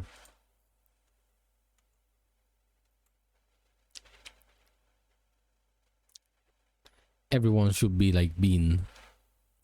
By that I mean you should stay here, always with me.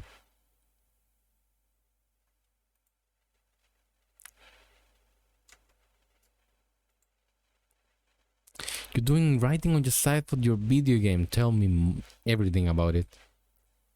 Tell me everything about your video game. When do I get to play it?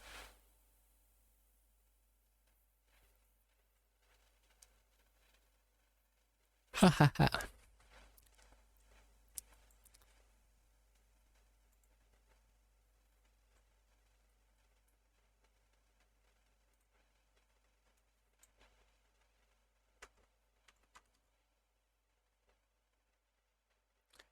You're a game dev like for your regular job?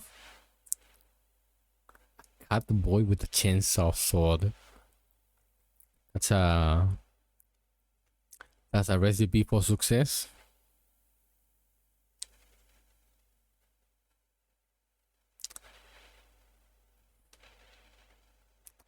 That's a recipe for success if I ever heard one.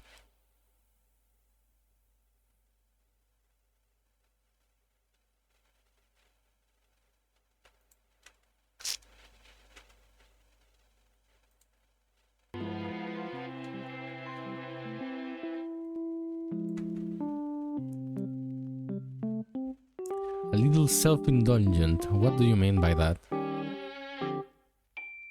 What do you mean by that?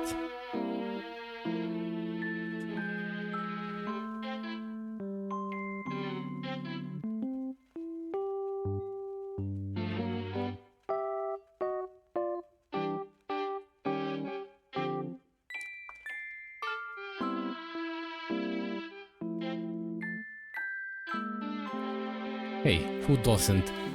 I like cat voice.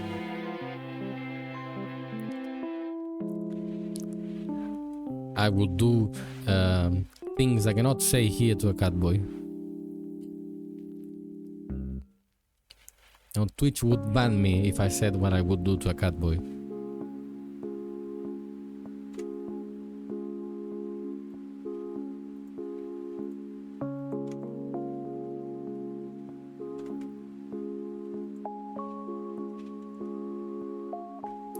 So I completely understand your enjoyment of cat boys.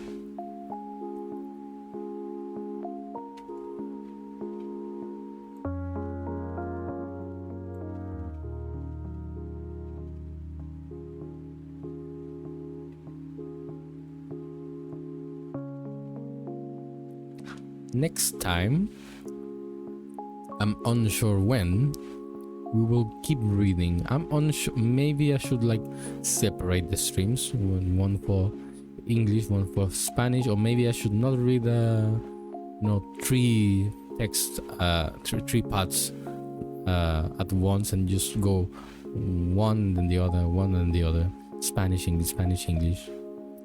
Now that's the best way to retain people, maybe, and to rest, from the English, the colonizer language. What can I say? I mean, not like this language didn't colonize a lot of people, Spanish, fuck the Spanish. Yeah, fucking fuck the Spanish, I mean, for real. Give back the gold, you bastards. Fuck the Spanish.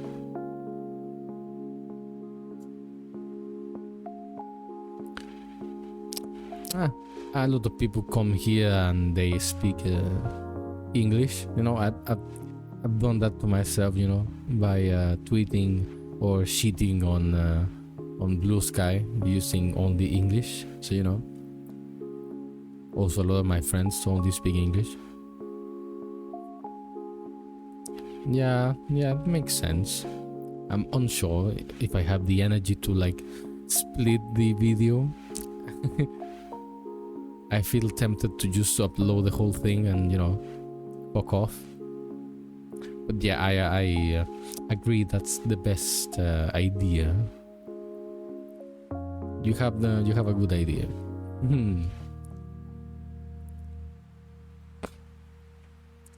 Also, this doesn't really qualify as a. You could never qualify this as a decent audiobook. Sadly, a lot of mistakes, some alerts here and there. My reading is not, perfect like all the other thingies people reading. You know how it is. People expect their reading streams to be really nice and no mistakes.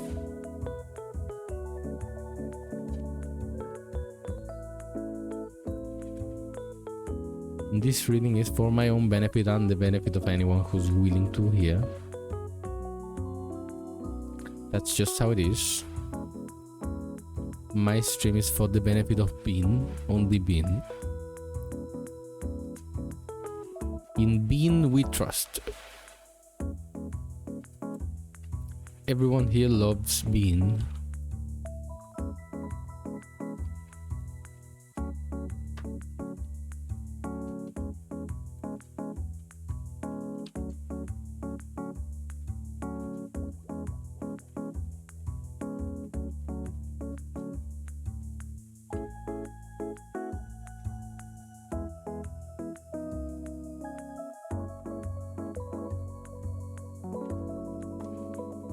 And Malatesta in Malatesta is a really good writer. You know, he wasn't only like really well read, but he also was like a, you know, I think was a little bit of a poet himself. But not a poet, but you know, he also like he didn't just write really boring theory books. You know, he you know, he made them interesting on his own way.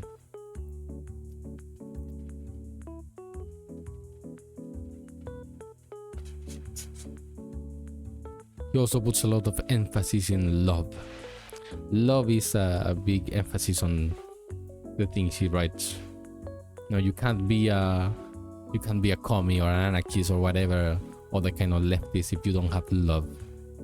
If you don't love someone.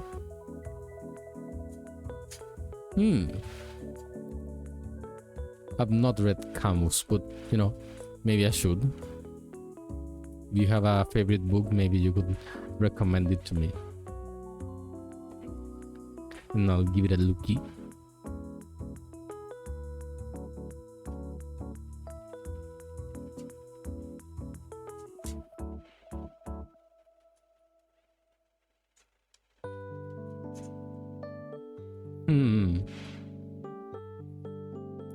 Thank you.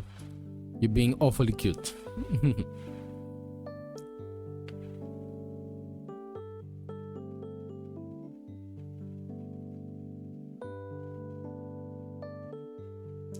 Okay, what should I do now? What should I do now? What should I do now? Should I just fuck off and die? Sure, sounds like something I would do. I think I fucked up my back in the morning doing some exercises, so you know, not enough energy to be playing video games. You know, not like I played video games. I play Hoi 4. Yeah, I bought a bigger kettlebell, and so it's not a lot of weight, but you know, it's easy to fuck up and do something wrong when you're bringing a thing around. But it's not bad. Maybe it's also because I worked seated, and then after being seated all day, I kept being seated, reading. It doesn't do wonders for your back at all.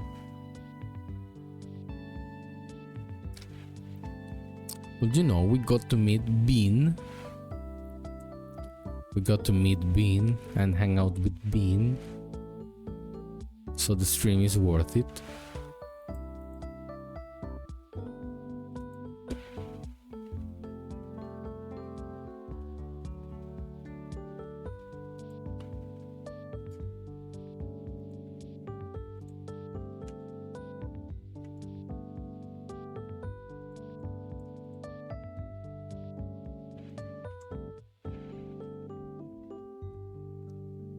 What kind of theory do you like the most?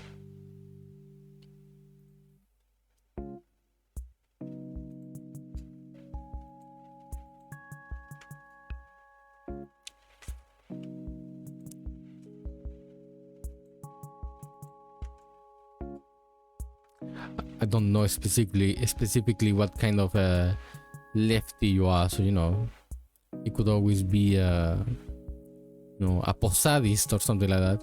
You know, maybe you believe in dolphins and nuclear weapons, you know.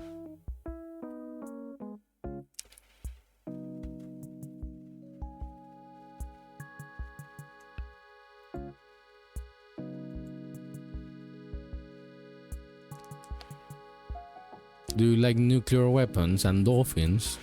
Do you think you can talk with dolphins? Maybe post-sadism is good for you.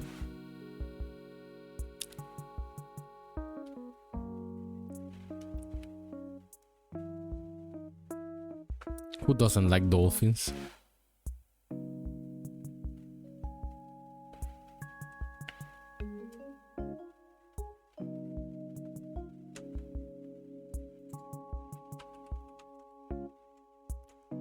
You like Metal Gear Solid 2, I see. I'm unsure if that counts, but you know, might count for something.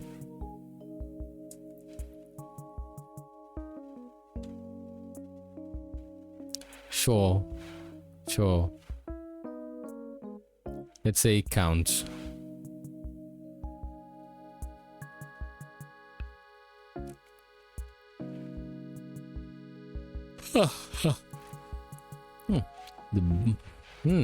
The moderator killed the bot, trying to probably sell me followers. I don't need to be sold followers. I get followers for free when I talk about communism. There's no need for me to buy followers.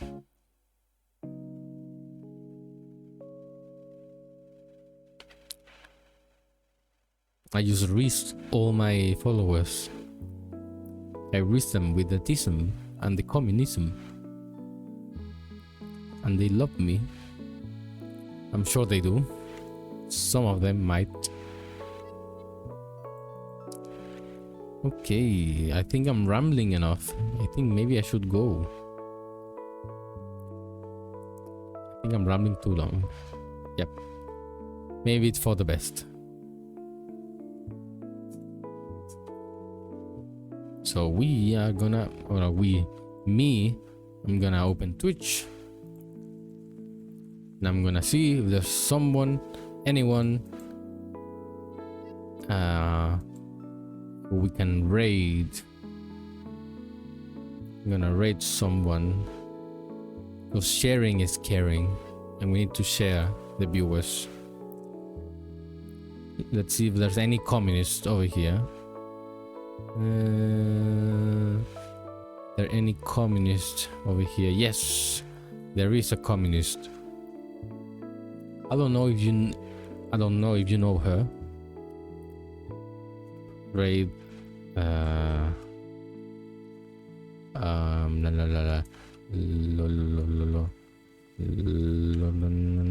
Lolo top cocktail.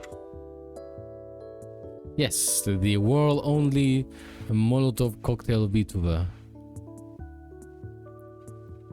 The only Molotov cocktail VTuber in the world, as far as I'm aware. Anyways, yeah, she's a Molotov cocktail. Okay, thank you everyone for coming. I'm sure there was a lot of more people before, but I'm sure I bored them to death with my Spanish. So, you know, thank you for coming. Special thanks to Bean for being here for the first time and spending a lot of time. Maybe I'll eat some beans in your honor today. I'm sure I will. Anyways, love you all. Los amo mucho.